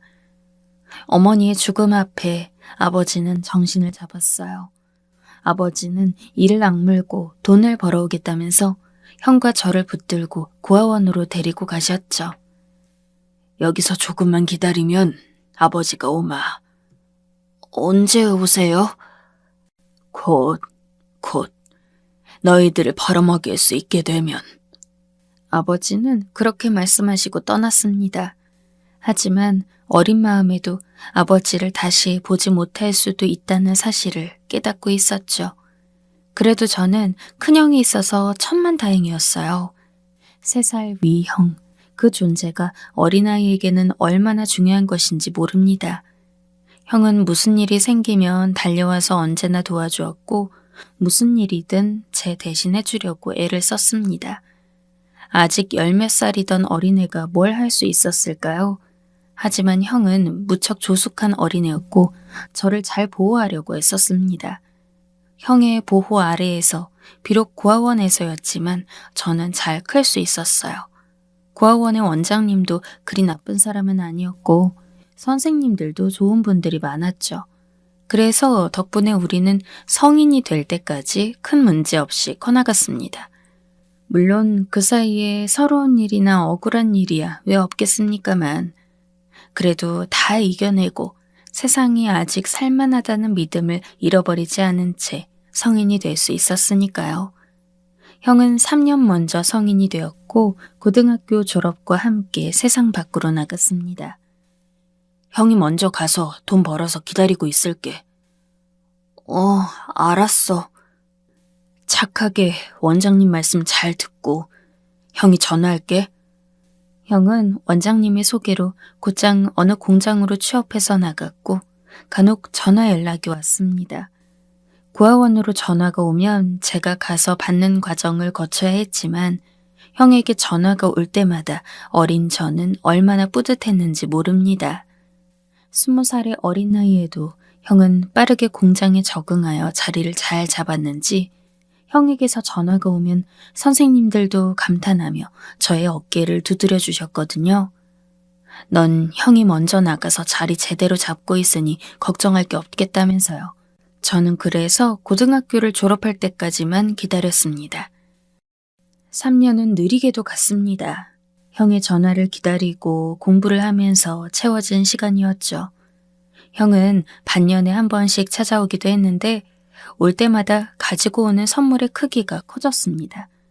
처음에는 과자 몇 봉지를 사들고 와서 더 많이 가지고 오지 못해 미안하다고 했지만 그 다음에는 옷을 한 벌 사가지고 왔고 그 후에는 학용품과 가방까지 사다 주었습니다. 그동안 아버지의 이야기는 우리 형제 모두 거의 하지 않았어요. 그랬다간 뵙지 못한 아버지에 대한 그리움이 너무 커져서 눈물을 흘릴 것 같았기 때문이었습니다. 그렇게 3년이 지나고 나서 저는 드디어 고등학교를 졸업하고 형의 희망에 따라 대학까지 진학했어요. 다행히도 저는 공부를 상당히 잘하는 편이었고 좋은 대학에 장학금까지 받으면서 갈 수 있었죠. 형은 제 손을 잡고 데리고서 형이 살고 있는 집으로 갔습니다. 작고 초라한 주택의 1층 새방이었지만 그래도 어엿한 주거지 우리들만의 집이었어요. 이제 아무 걱정하지 말고 대학 공부 열심히 해라. 형이 돈 벌어서 너 뒷바라지 끝까지 다 시켜줄 테니까. 내가 빨리 대학 졸업하고 취업해서 형 호강시켜줄게. 미안해, 형. 미안하다니. 형은 네가 잘 자라서 얼마나 좋은지 몰라. 형은 제가 좋은 대학에 갔다는 것에 너무나 뿌듯해했습니다. 저는 그런 형이 너무 고맙고 좋아서 대학에 들어가서도 한눈 한 번 팔지 않고 공부를 정말 열심히 했죠. 형이 등록금에 대해 물어볼 때마다 장학금을 받았다고 말하고 형이 자랑스러움에 눈을 빛내는 것을 볼 때가 가장 가슴이 벅찼습니다. 그래서 결국 저는 대학을 우수한 성적으로 졸업하고 대기업에 들어갔습니다. 제가 취업하여 첫 월급을 받던 날, 저는 형을 그 당시 몇 개 있지도 않았던 고급 레스토랑으로 데리고 가서 밥을 먹었습니다. 형은 먹으면서도 계속해서 감탄했습니다. 세상에, 내가 언제 이런 걸 먹어보겠냐. 동생 덕분에 진짜 호강한다 내가. 형, 이제 그렇게 너무 고되게 일할 필요 없어. 내가 이제 전부 알아서 할 수 있으니까 쉬어도 돼. 이제 네가 이렇게 훌륭하게 자랐으니 너도 나도 결혼을 해야지. 형이 그 말을 듣고 그제야 형이 20 후반의 나이에도 아직 결혼을 하지 못했다는 것이 기억나더군요. 그 당시 남성들은 20 후반이면 거의 결혼을 한 나이였기 때문에 형이 다소 늦은 감이 있었죠. 형에게는 여자친구가 한 명 있었는데 사실 제가 참 마음에 들어하지 않는 사람이었습니다. 어머, 도련님, 진짜 대기업 들어가셨구나. 세상에, 축하해요. 별 말씀을요. 이제 형수님이라고 불러요. 맨날 나한테 낯가리더라, 도련님은. 이제 혼인신고도 했고 결혼식만 안 올린 건데. 네, 형수님. 어느 날 형은 그 당시 사귀던 여자와 갑자기 혼인신고를 하고 들어왔습니다. 결혼식은 사정되는 대로 할 거라며 이제 저도 밥벌이를 하니 여자친구와 합쳐서 살고 싶다고 하더군요. 저는 형과 좀 더 함께 살면서 호강시켜주고 싶었는데 갑작스럽게 형이 그렇게 결정하자 아쉬웠죠. 하지만 제가 뭐라고 말을 할 수는 없었습니다. 형의 여자친구, 그러니까 형수님은 좋은 말로 하면 활달하고 나쁜 말로 하면 경박한 스타일이었어요. 형수님은 편모스라에서 자란 사람이었는데 홀어머니는 예전에 돌아가셔서 사실상 저희나 비슷하게 고아로 자란 사람이었죠. 제가 형의 짐이 된다고 생각했는지 이전엔 저를 무척 싫어했는데 대기업에 취직하고 나자 갑자기 태도를 바꾸어서 자기 친구를 소개시켜주겠다는 둥, 아는 동생과 만나보라는 둥 하는 말을 하는 것도 좋지 않았어요. 사실 제가 형수님을 더 별로라고 생각했던 건 다방 아가씨 출신이었기 때문입니다. 공장에 커피를 가지고 자주 오던 다방 레지를 짝사랑하던 순진한 청년인 형이 결국 그 꼬임에 넘어가서 결혼까지 하게 된 거였으니까요. 하지만 제가 형이 인생에 뭐라고 할 수 있었겠습니까? 결국 저는 형이 키운 거였고 형의 판단을 존중할 수밖에 없었어요. 제가 반대할까봐 일단 혼인신고부터 하고 왔던 형은 제가 별 말을 하지 않자 다행이라는 듯 웃었죠. 그런데 그때쯤이었습니다. 형이 일하는 공장으로 어떤 늑수그레한 아저씨 한 분이 찾아오셨더라고요. 처음에는 공장 주변을 맴돌면서 그저 바라만 보고 있었는데 형이 그 아저씨가 누군지를 깨닫고는 곧장 달려가서 붙잡았다고 합니다. 그 아저씨는 다름 아닌 저희 아버지였죠. 너무 달라져 버린 아버지의 모습. 아버지는 그간 계속해서 돈을 벌려 노력하셨지만 저희 형제를 먹여 살리기엔 역부족이었다고 합니다. 형의 공장은 진작에 알고 있었지만 잘 큰 자식들 앞에 차마 나타날 면목이 없어 주변만 맴돌며 얼굴을 보셨다고 했죠. 저와 형은 눈물을 쏟았고 아버지를 얼른 집으로 모셨습니다. 하지만 형은 혼인을 했기에 형과는 따로 살았습니다. 형은 같이 살아도 된다고 했지만 저는 그 형수님과 같이 산다는 게 싫어서 방을 얻어서 나왔습니다. 아버지도 함께 모시고 나왔죠. 제 직장은 월급이 무척 높았고 따로 독립해도 아버지와 사는데 아무런 상관이 없을 정도였습니다. 형은 그 후로 형수님과의 사이에서 아들 둘을 낳고 살았습니다. 서로 싸우는 날도 많았지만 그래도 어찌저찌 가정을 유지하더군요. 주로 순하고 착한 형님이 참는 일이 많은 것 같았습니다. 형은 공장에서 계속 일을 하셨고 나중에는 관리자로 승진도 하셔서 안정적으로 가정을 이끄셨어요. 저도 같은 회사에 다니는 여직원과 결혼을 했고 가정을 이루어 살게 되었는데요. 그 후로는 회사에서 나와 제 회사를 차려서 제법 성공하기도 했습니다. 남부럽지 않을 만큼 벌 수 있었고 그 덕분에 제 아이들과 아내가 부족함 없이 살도록 해줄 수 있기도 했죠. 하지만 아버지는 이미 그때 연세가 많으셨고 뇌혈관이 계속 안 좋으셨는데 결국 뇌졸중으로 쓰러지셨습니다. 인지는 있으셨지만 사지를 쓰지 못해서 간병인을 붙여드렸지만 남이 케어해드리는 게 못내 마음에 쓰였었죠. 그렇게 아버지가 쓰러지신 지 3년 가까이 지났을 시기였습니다. 참 세월이 무상하죠. 형이 결혼하고 저도 뒤이어 결혼한 지 20년도 훌쩍 넘게 지났던 때 형의 결혼으로부터는 거의 30년 가까이 지났었네요. 그때 일이 터졌습니다. 형이 갑자기 쓰러졌습니다. 심장마비였는데 공장에서 일하다가 쓰러지셨는데 빠르게 응급처치가 되지 않아 병원에 도착했을 때는 이미 사망하신 후였습니다. 공장은 도시에서 좀 떨어진 곳에 있었기 때문에 응급차가 뒤늦게 달려와 싣고 가서도 소용이 없었던 거였죠. 어떡해요, 도련님. 우리 애들이랑 나 어떡해요. 형수님이 저를 붙들고 옷을 쥐어 뜯으면서 우셨습니다. 최근 들어서는 형님과 그리 사이가 좋지는 않았던 것으로 알지만 그래도 몇십 년을 산 부부이니 그 정이 왜 없겠습니까? 게다가 사실 아직 아이들이 성인이긴 했지만 취업을 못한 상태라 아무래도 막막하긴 했겠죠. 저도 정말 믿어지지가 않더라고요. 세월이 많이 흐르긴 했지만 사실 아직 형의 나이는 너무 젊었거든요. 괜찮습니다, 형수님.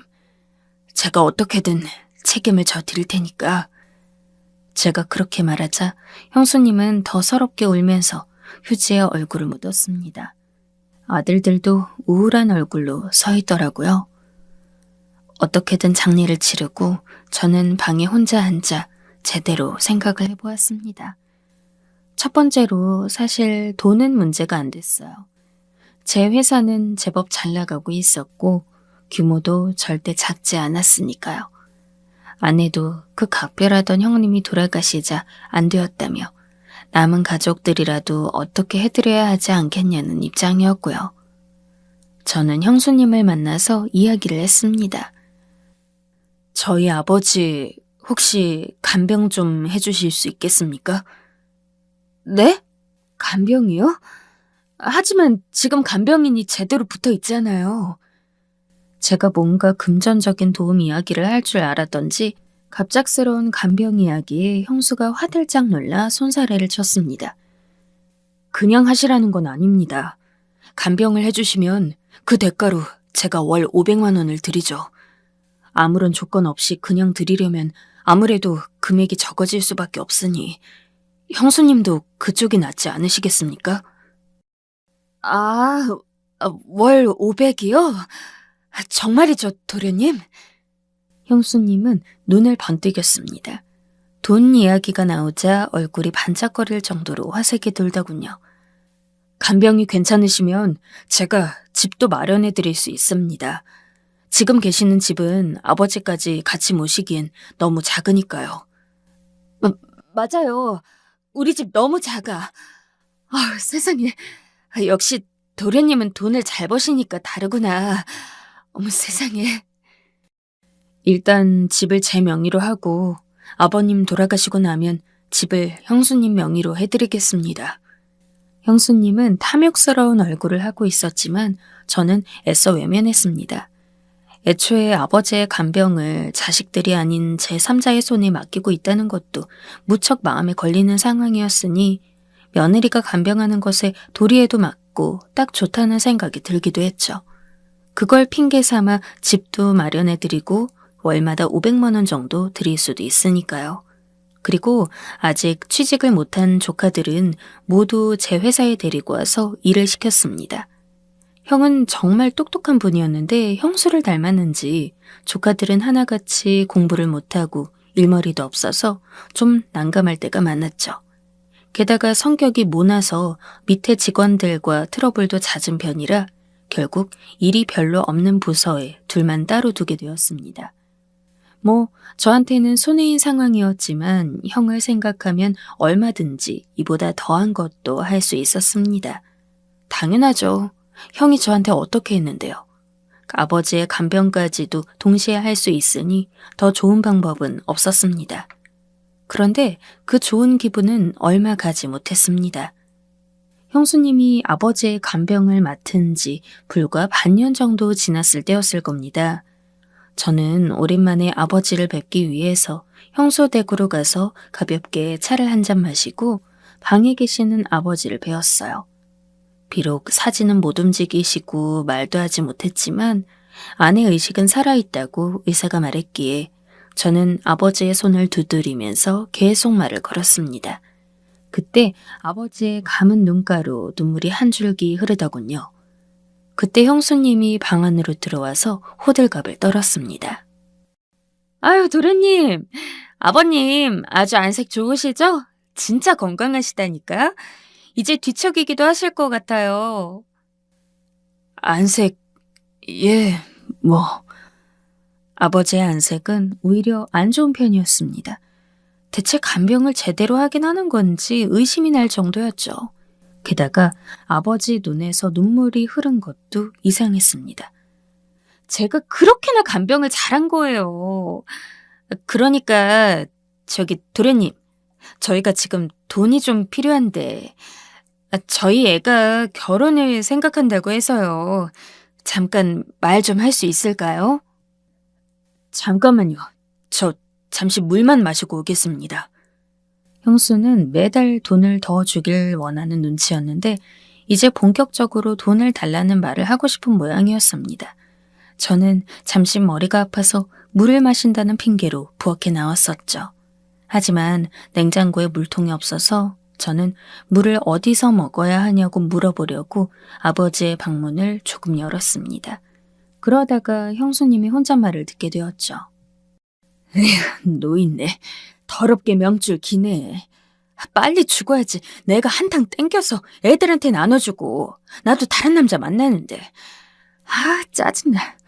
저 새끼는 왜 돈 달라는데 안 주는 거야. 짜증이 가득 서린 목소리였어요. 방문을 닫고 있다면 안 들리는 소리였지만 방문을 여니까 작게 들려왔죠. 아마 의식이 있는 아버지는 들으셨을지도 모릅니다. 저는 놀라서 잠깐 굳어져 있다가 뒤로 물러나왔습니다.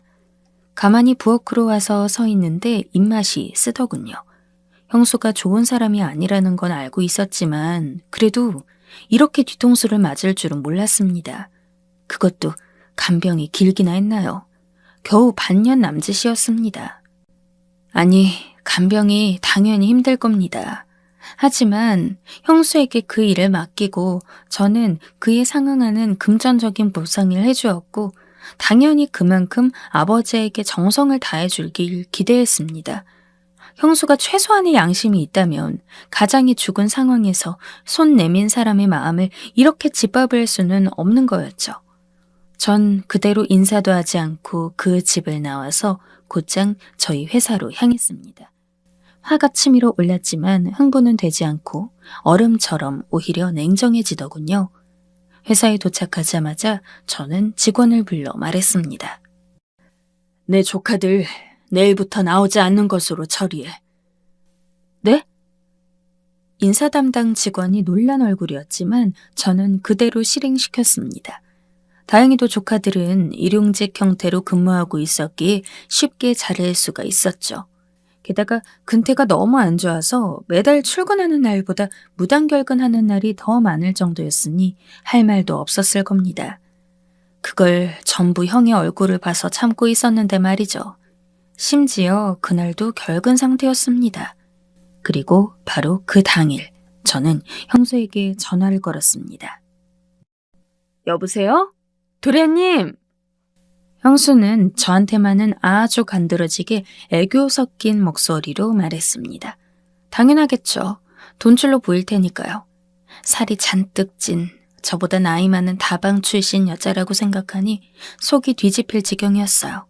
저는 무뚝뚝한 목소리로 말했습니다.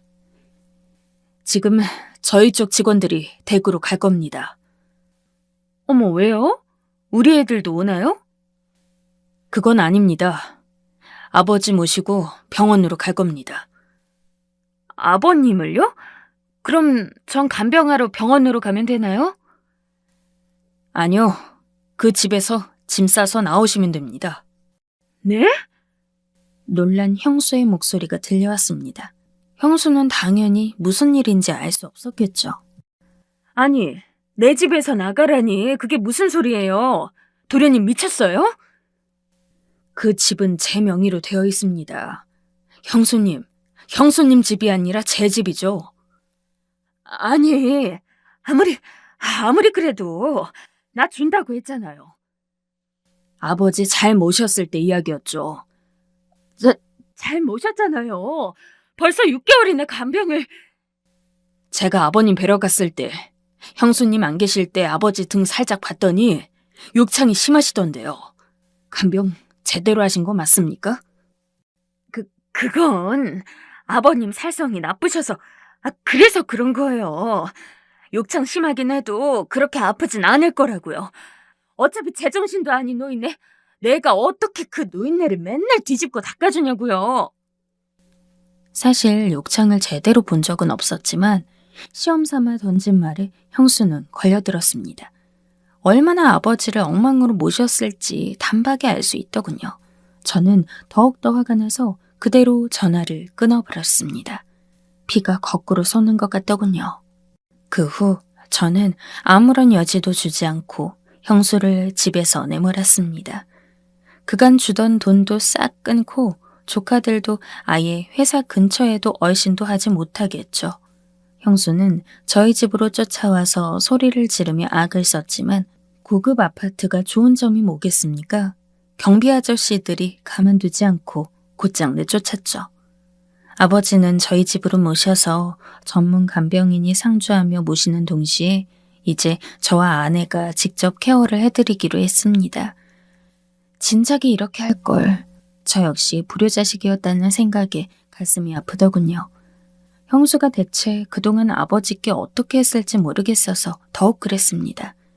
형수와 조카들은 그 후로도 계속해서 집에 찾아와 읍소를 하거나 발광을 하거나 난리를 쳤습니다만 저는 그때마다 단호하게 내쫓았습니다. 아마 먼저 죽은 형도 이해를 할 겁니다. 쓰러진 아버지를 언제나 가장 가슴 아파했던 것이 바로 형이었으니까요. 한동안 난리를 치던 그 새 모자는 시일이 지난 이후 사라져버렸습니다. 서울에서 살 능력이 안 되니 아마 어딘가 지방으로 내려갔겠죠.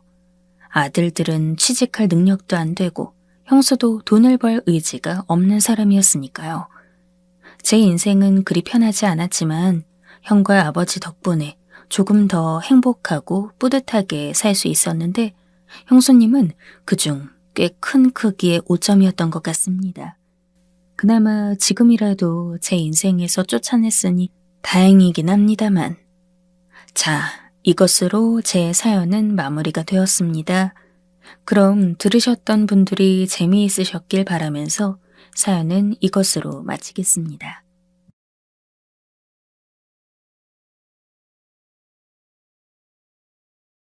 안녕하세요. 친한 언니의 도움을 받아서 저도 사연을 보내게 되었어요. 저도 어느덧 대한민국에 넘어와서 살게 된 것이 20년이 훌쩍 지나버렸네요. 네, 저는 북한에서 탈북한 사람이에요. 제가 넘어오던 때에도 결코 쉬운 시절은 아니었어요. 아시는 분들은 아시고 모르는 분들은 모르시겠지만 북한에서는 고난의 행군이라고 불리워지던 때가 있었어요. 그땐 참으로 세상이 흉흉하고 별일이 다 있던 때였죠. 96년도, 그러니까 제가 19살이던 때에 저는 어머니와 여동생을 데리고 두만강을 건너 중국으로 건너오겠다고 마음을 먹었는데요. 사실 이때까지만 해도 전 그렇게까지 힘든 상황들을 체감하지 못했어요. 왜냐하면 언니와 오빠 모두 나라를 위해서 열심히 일하던 사람들이었고 우리 아버지와 어머니도 무척이나 충성하던 분이었으니까요. 그런데 고난의 행군 시기를 겪게 되면서 여기저기 옆집이며 동네 사람들마다 다 배고픔에 굶어 죽는 사람들이 늘어나게 되었어요. 먹을 것이 마땅치 않다 보니까 나무 껍질까지 벗겨 먹고 맨날 풀떼기만 주워 먹고 살고, 그러다 이런 상황을 견딜 수가 없어 아버지는 먹을 것을 구하러 나가셨어요. 하지만 그날 이후로 아버지를 다시 만날 순 없었어요. 옆집을 보니 똑같이 살 길을 찾겠다고 나간 부모님 중 한 분들이 다 집으로 돌아오고 있지 않았고 남아있는 사람들은 정말 앉아서 죽는 날을 기다리게 되었답니다. 언니와 오빠는 각각 근무하던 곳이 있었기에 그나마 거기서는 잘 먹고 살겠다 싶었지만 당장 엄마와 나와 여동생은 정말 굶어 죽기 직전이었어요. 이렇게 살다가는 셋 다 죽을 것만 같았고 언제 아버지가 돌아올지 모르는데 마냥 기다리고 있을 순 없었어요. 얼마나 속이 비었고 괴롭던지 나중엔 토할 것도 없어서 병든 닭처럼 누워있기만 했죠. 그때는 아마 많은 사람들이 이래 죽거나 저래 죽어도 똑같으니 두만강을 통해서 많이들 탈북을 했어요. 중국으로 넘어가기도 하고 저 멀리 베트남으로 넘어갔단 이야기도 많이 들려오더군요. 우리도 집에서 마냥 굶어 죽기만 할 수도 없어서 방법을 찾아봤고 들려오는 말들이 하나같이 끔찍하게 들려서 어머니는 몇 번이나 저를 다시 붙잡곤 했어요. 야, 정신 차려라. 네 동생이나 나나 이러다 싹 다 총 맞아 죽으면 어쩌냐. 게다가 그 뭐냐. 어디 강에서는 악어한테 물려 죽는다는데. 아이고, 나는 무섭다. 저도 이 말을 들을 때마다 결코 과장도 아니고 실제로 일어난 일이라는 걸 듣게 되니 소름이 끼치고 섬찟하긴 했어요. 하지만 계속 이 다 쓰러져가는 집에서 나라의 배급도 엉망인 상태로 굶어 죽는 것도 쉬운 일은 아니었죠. 이 또한 우리에게 있어 두려운 일이었고 계속해서 허기 가지고 배를 골아가면서 말라 죽어간다는 것은 차차 숨을 끊어내는 일이었어요. 힘없는 여동생과 어머니가 맨날 그렇게 누워있는 걸 볼 수가 없어 제가 아름아름으로 정보를 알아낸 후 그 둘을 이끌고 결국 탈북을 강행하게 되었어요. 어머니가 그나마 들고 있던 아주 초라한 비상금 같은 돈을 들고 그렇게 나란히 중국으로 향했는데요. 당시 이렇게 도망가려던 사람들로 두만강이 넘쳐날 때라 그쪽은 아주 삼엄하고 무서웠어요. 조금도 한눈을 팔 수 없었고 잘못하면 두만강을 건너긴커녕 그 앞에서 셋 다 총살당해서 물에서 수장될 수도 있는 상황이었죠. 당시 숨이 막히고 눈물이 나다 못해 역겨움에 구역질까지 할 것 같았던 그 공포감은 이미 그때로부터 수십 년이 지났음에도 불구하고 저는 가끔씩 꿈을 꿀 정도로 잊을 수가 없어요. 아무튼 그때 먹은 것이 없어 힘들어하는 여동생을 업고 어머니를 끌고 저는 두만강을 건너려고 양말을 몇 겹씩 껴신고 가는데 그때 국경에서 경비병한테 붙잡힐까봐 정말 오들오들 떨면서 갔어요. 그 추운 날 굶어서 정신도 없고 머리가 어질어질한 데다가 여동생을 등에 업고 있는데 얘가 정말 종이장 마냥 말라서 힘이 없어 넘실넘실 강물 마냥 흔들리더군요. 어머니는 겨우 제 뒤를 따라오고 계셨는데 살을 애는 듯한 얼음물이 몸에 스며들면서 정말 아찔한 상태였어요. 그때는 양옆으로 하물며 제 등에 엎여있는 여동생의 안부마저도 생각할 수가 없었어요.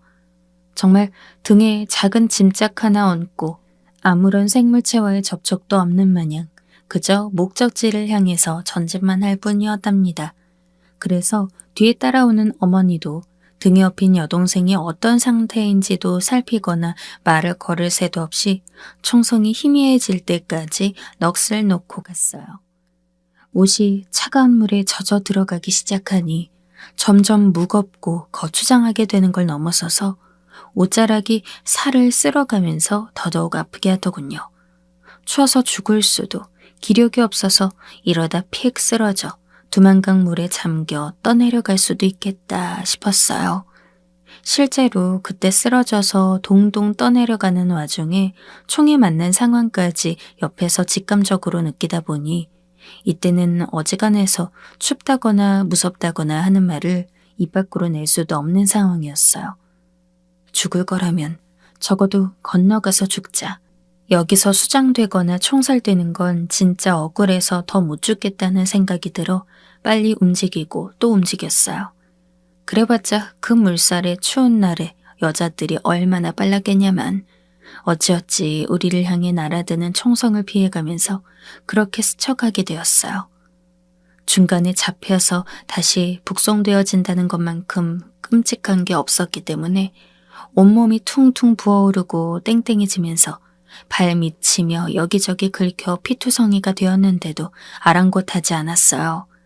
저는 이런 아픔들을 온갖 감각을 통해 느끼면서 가는 동안에도 그래도 죽지 않았다. 아직 숨이 붙어있다. 건너가고 있다는 것에만 집중했어요. 이런 상황에서는 눈물조차 나오지도 않아요. 속으로 피고름이 맺혀도 상처를 외면하고 건너가고 숨고 또 걷고 하기를 반복하며 겨우 중국으로 건너가게 되었어요. 우리 말고도 주변에 중국으로 향하는 사람들이 있었고 그들을 따라 겨우겨우 없는 정신으로 발걸음을 옮기게 되었어요. 헌데 저는 거의 정신을 잃을랑 말랑한 상태에서 뭔가 이상하다는 걸 느끼게 되었어요. 어렴풋이 등에 손을 짚어 여동생이 아직도 안겨있다는 것은 알고 있었는데요. 헌데 어느 순간부터 뒤쪽에 정신을 놓고 못 챙겼는지 기억이 나지 않은 어머니. 우리 어머니가 보이지 않는 거예요. 중간중간 흐느끼는 소리가 들리긴 했지만 다들 숨소리조차 제대로 낼 수 없는 순간이었기에 그냥 어련히 어머니가 뒤에서 따라오고 있겠거니 믿는 수밖에 없었어요. 하지만 아무리 돌아봐도 어머니는 보이지 않았고 어느 틈에 어디서부터 놓친지도 알 수 없었어요.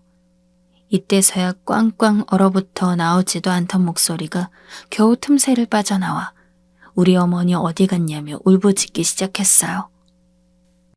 이때 중간에 가족들을 놓치게 된 사람이 저뿐이 아니었기에 다들 비통하고 끔찍한 얼굴을 하고 있었고 그야말로 지옥 같은 현장 안에 모두들 갇혀있는 듯 했어요.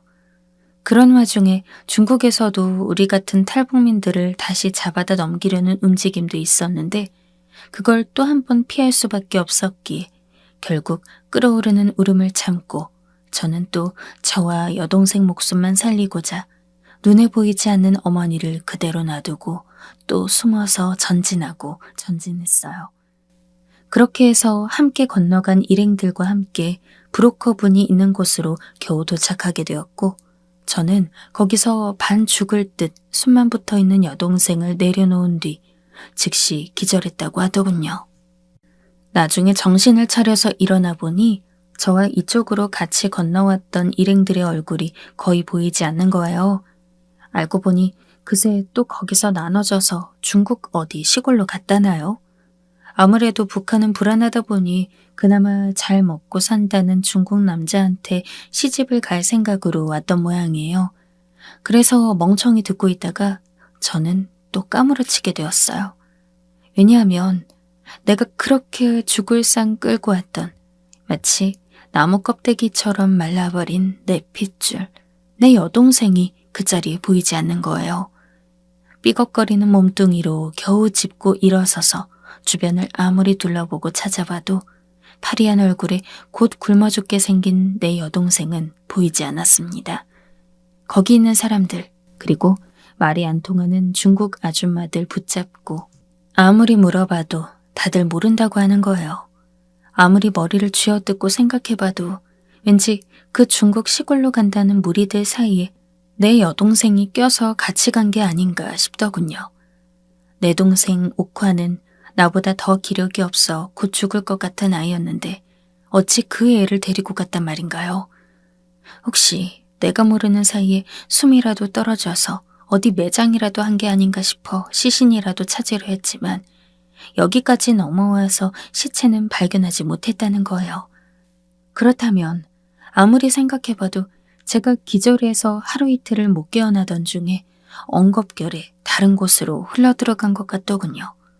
그런데 이때 저를 혼란스럽게 했던 건 중국 시골로 가서 팔려간 여자들도 있지만 한국으로 넘어간 여자들도 있다는 거예요.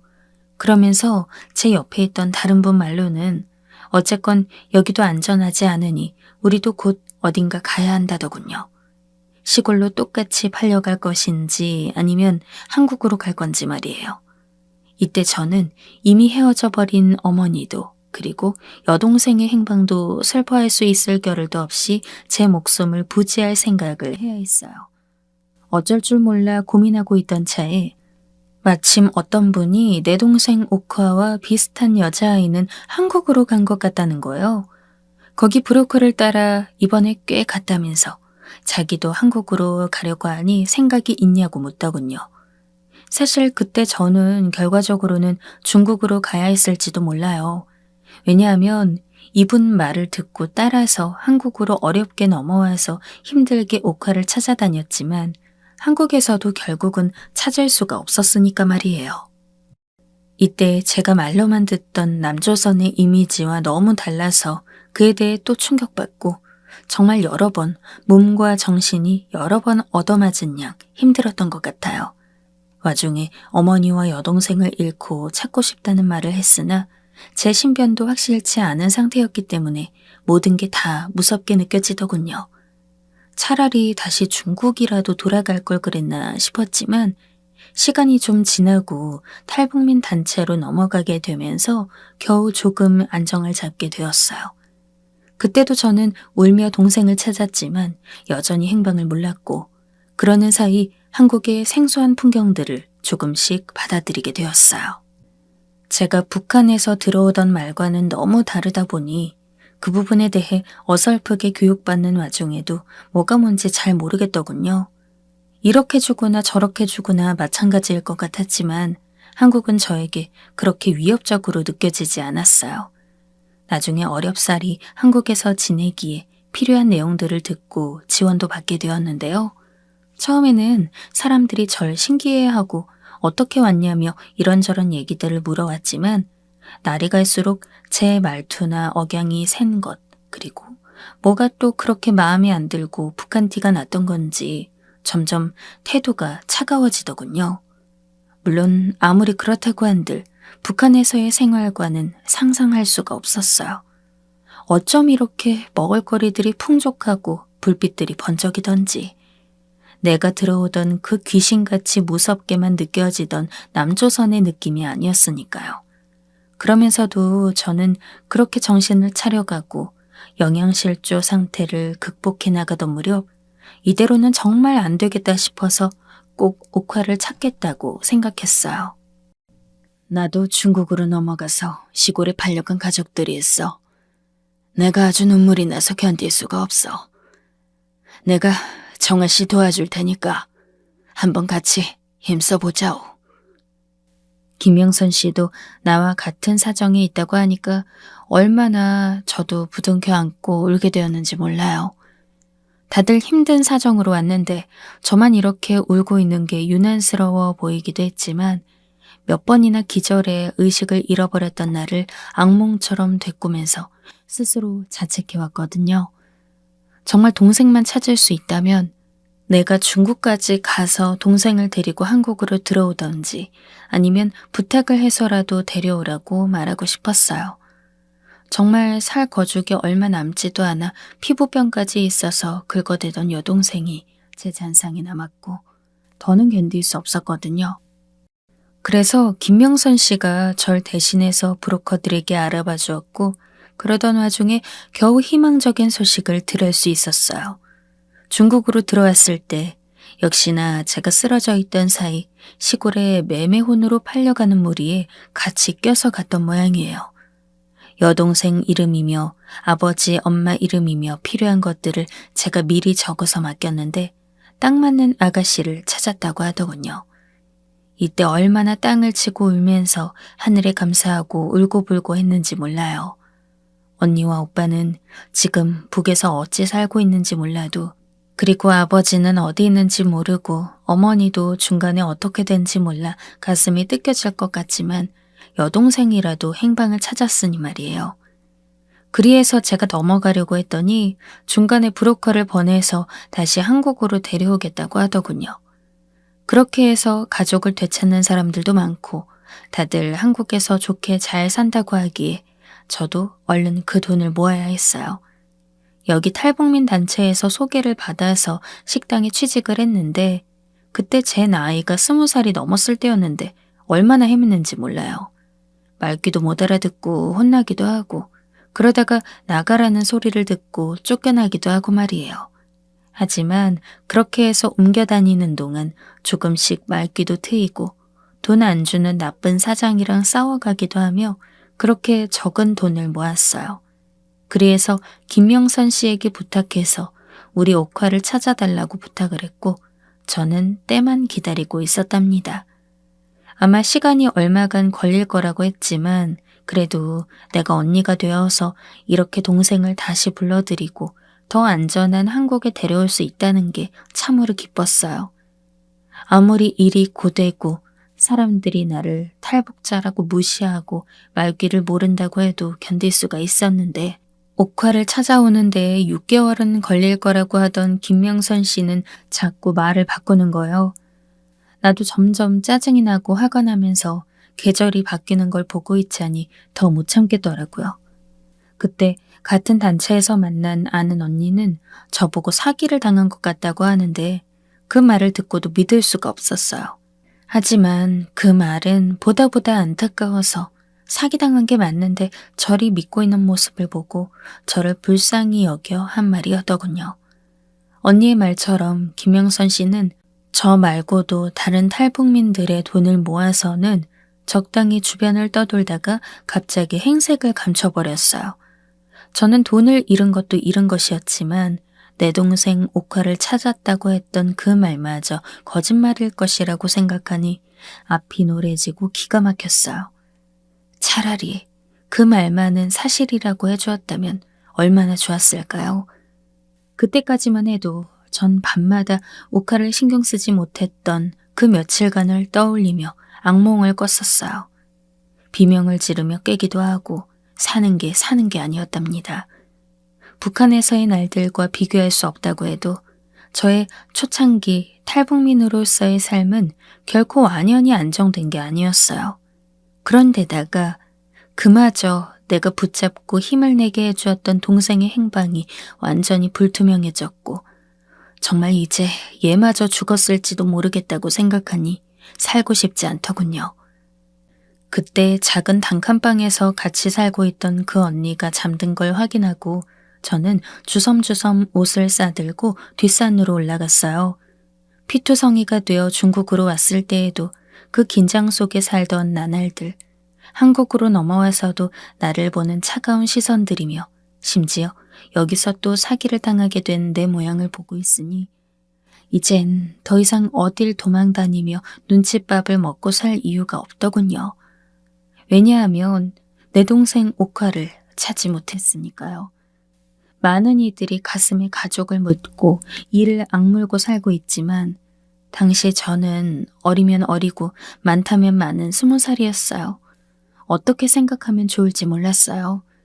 그래서 그냥 극단적인 선택을 해서 이 무섭고 잔인한 땅에서의 삶을 끝내겠다고 마음먹었어요. 다시 돈을 모아서 동생을 찾으러 다니는 건 이제 불가능하다 느꼈고 아마 죽었으리란 생각이 들더군요. 그러려면 만나기 위해선 나도 죽으면 되겠지. 어쩌면 나보다 먼저 어머니나 아버지를 만났을지도 몰라 하면서 점점 제정신으로 생각할 수 없었어요. 그렇게 세상을 등지겠다고 발버둥 쳤고 의식을 잃은 사이 한참이 지나 어떻게든 저쪽 세계에서도 눈은 떠지더군요. 멀건 정신 상태로 그렇게 넋을 놓고 있는데 그렇게 떠진 눈으로 내 앞을 응시하고 옆을 응시하다 보니 어째 이거 느낌이 아주 이상한 거예요. 아무리 봐도 내가 눈을 뜬 곳은 큰 결심을 했던 그 산도 아니었고 그렇다고 극락도 아닌 것 같았어요. 그렇다면 지옥인가 싶어서 봤는데 그러긴 뭔가 너무 이상한 겁니다. 눈을 떠서 둘러보니 그저 누런 장판의 바닥이었고 내 몸에는 이불 같은 것이 뚫뚫 둘러져 있었어요. 뻐끔거리며 주변을 살피고 있을 즈음 갑자기 불이 확 들어오면서 누가 저를 부르더군요. 아가씨, 일어났어요? 저를 그렇게 부르면서 다가온 건 저승사자도 뭣도 아니고 한 청년이었어요. 얼굴이 허여물건해서는 맹하게 불러대는데 이거 웬 일인가 싶더라고요. 누룽지를 끓였다면서 갖다 주는데 나중에 그 청년 어머니인지 함께 와서는 저에게 말을 해주더라고요. 내가 아주 위험한 상태에 있는 걸 둘이서 끌어내려 가지고 왔다고 말이에요. 그러면서 젊은 사람이 왜 그러냐고 막 야단치는데 저도 당황스러워서 뭐라고 말하다 보니 거기서 내가 북한 사람인지를 알았던 모양이에요. 그런데 역시나 그 어머니는 다른 사람들처럼 말투도 변하고 표정도 썩 좋지 않았는데 이상하게 그 청년이 저를 감싸고 돌더라고요. 아가씨는 환자니까 좋아질 때까지 집에 더 있으라며 말이에요. 그런데 그 어머니도 그렇게 나쁜 분은 아니라서 내가 나간다고 할 때까지 며칠간 밥을 3끼 다 차려서 갖다 주곤 했어요. 나중에 어쩌다가 그런 마음 먹었냐고 하길래 이런 얘기해서 뭐하나 싶었지만 그냥 꺼이꺼이 곡을 해가면서 옥화 얘기며 가족들 얘기 아주 눈물 콧물을 다 쏟았어요. 왜 또 목숨이 이리 질겨가지고 살았는지 모르겠다고 말이죠. 이 어머니는 나를 아주 안 되게 보았는지 그러지 말고 살라며 본인도 할아버지가 이북 사람이라고 하더라고요. 그러면서 며칠간 더 있게 해준다면서 나중에 일자리까지 알아가지고 온 거예요. 동네에 있는 미용실이었는데 거기서 기술을 배우라고 말이죠. 그러면서 저보고 죽지 말고 살라고 동생을 보고 싶으면 계속 살아야 한다고 하더군요. 정아 씨, 나도 이모와 할머니가 아직도 북한에 있어. 어떻게 된지 몰라. 그래도 우리 가족들은 일단은 사는 게 답이라고 생각하고 살았어. 그러니까 정아 씨도 숨 붙어 있는 한 잘 살아야 해. 생각해보면 이 어머니는 정말 그때까지 제가 한국 와서 만난 사람들 중에서 아니 지금까지 만난 사람 중에 가장 좋고 착실하고 따뜻한 사람이에요. 죽으려는 날 발견하고 끌어내린 건 아들이었던 청년이었지만 며칠간 다시 죽을까 말까 고민하던 나를 맵게 야단쳐준 건 이 어머니였으니까요. 그리고 시간이 지나 이 어머니는 내 어머니가 되었어요. 의붓 어머니, 새어머니 이런 게 아니고 갑자기 줄여서 이렇게 말하려니 참 놀랍고 왠지 부끄럽지만 저의 시어머니가 되었단 얘기예요. 이게 어찌 된 거냐면 조금 설명이 필요할 것 같은데요. 이후로 저는 얼마 안 되어 동네 미용실에 취직하게 되었어요. 따로 나가 살고 있던 중에 계속 기술을 배우고 월급도 받고 돈도 모았고요. 미용실 사장님은 그렇게 좋은 사람은 아니었지만 그래도 다른 식당이나 가게들과는 달리 월급을 떼먹지는 않더라고요. 그러면서 자격증 공부도 하고 나중에 저도 다른 동네로 나가서 일할 수 있게 되었답니다. 그런데 그때 당시 저를 구해주었던 청년 호진 씨와 계속 연락을 하고 있었어요. 여자 혼자 나가서 사는 게 불안하다며 미용실에서 끝나는 저를 기다렸다가 가끔 데려다 주기도 하고 밥도 사 먹이고 붕어빵도 사 먹이고 하면서 시간을 보냈었고요. 저는 단지 호진 씨의 어머니가 날 걱정해서 그런가 했는데 얘기해보니까 전혀 아니더라고요. 어느새 우리는 몇 년이 지나 연애하는 사이가 되었고 나보다 5살 위인 호젠 씨는 직장을 구하고 얼마 되지 않아 결혼하자고 하더군요. 처음에는 어머니가 놀라서 둘이 그리 될 줄 몰랐다며 반대를 하셨지만 그게 오래가지 않고 곧 저를 며느리로 받아들여 주어서 너무 감사했어요. 그렇게 해서 우리는 서울에 자그마한 집을 얻어 결혼 생활을 시작하게 됐고 아들, 딸까지 낳아서 근처에 미용실도 차리고 살게 되었답니다. 벌써 올해로 결혼 20년 차가 되었고 아들, 딸이 어느새 고등학생이 되었어요. 그 사이 시간들을 지내오며 전 이렇게 한국에서 혼자 자리를 잡게 된 인생이 때로는 실감이 나고 때로는 남의 인생처럼 느껴질 때도 있어요.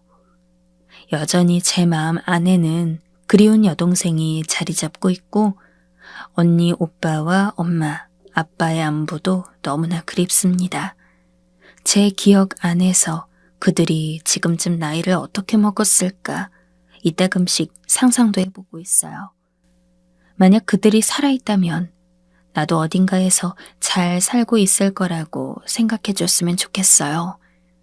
이렇게 한국에서 가정도 꾸리고 아기들까지 낳아서 잘 살고 있다는 걸 전하긴 어렵지만 말이에요. 이렇게 절 걷어준 우리 어머니와 내 남편 호진 씨는 그간 살며 이래저래 우여곡절이 많았지만 그래도 참으로 고맙게 생각해요. 이렇게 제가 낯선 땅으로 흘러들어와 내가 북한에서 태어나 살았던 시간보다 더 오래 살게 되었다는 것도 실감이 안 나요. 언젠가는 내 가족을 나도 볼 날이 있겠죠. 그날을 바라보며 그리고 오늘에 감사하며 그렇게 살고 있어요. 탈북민들을 너무 낯설게만 보지 말아주세요. 같으면서도 이제 많이 달라져 버린 말을 쓰고 있지만 그래도 모두 한국에서 열심히 노력하며 살고 있어요. 그럼 다들 건강하세요. 고맙습니다.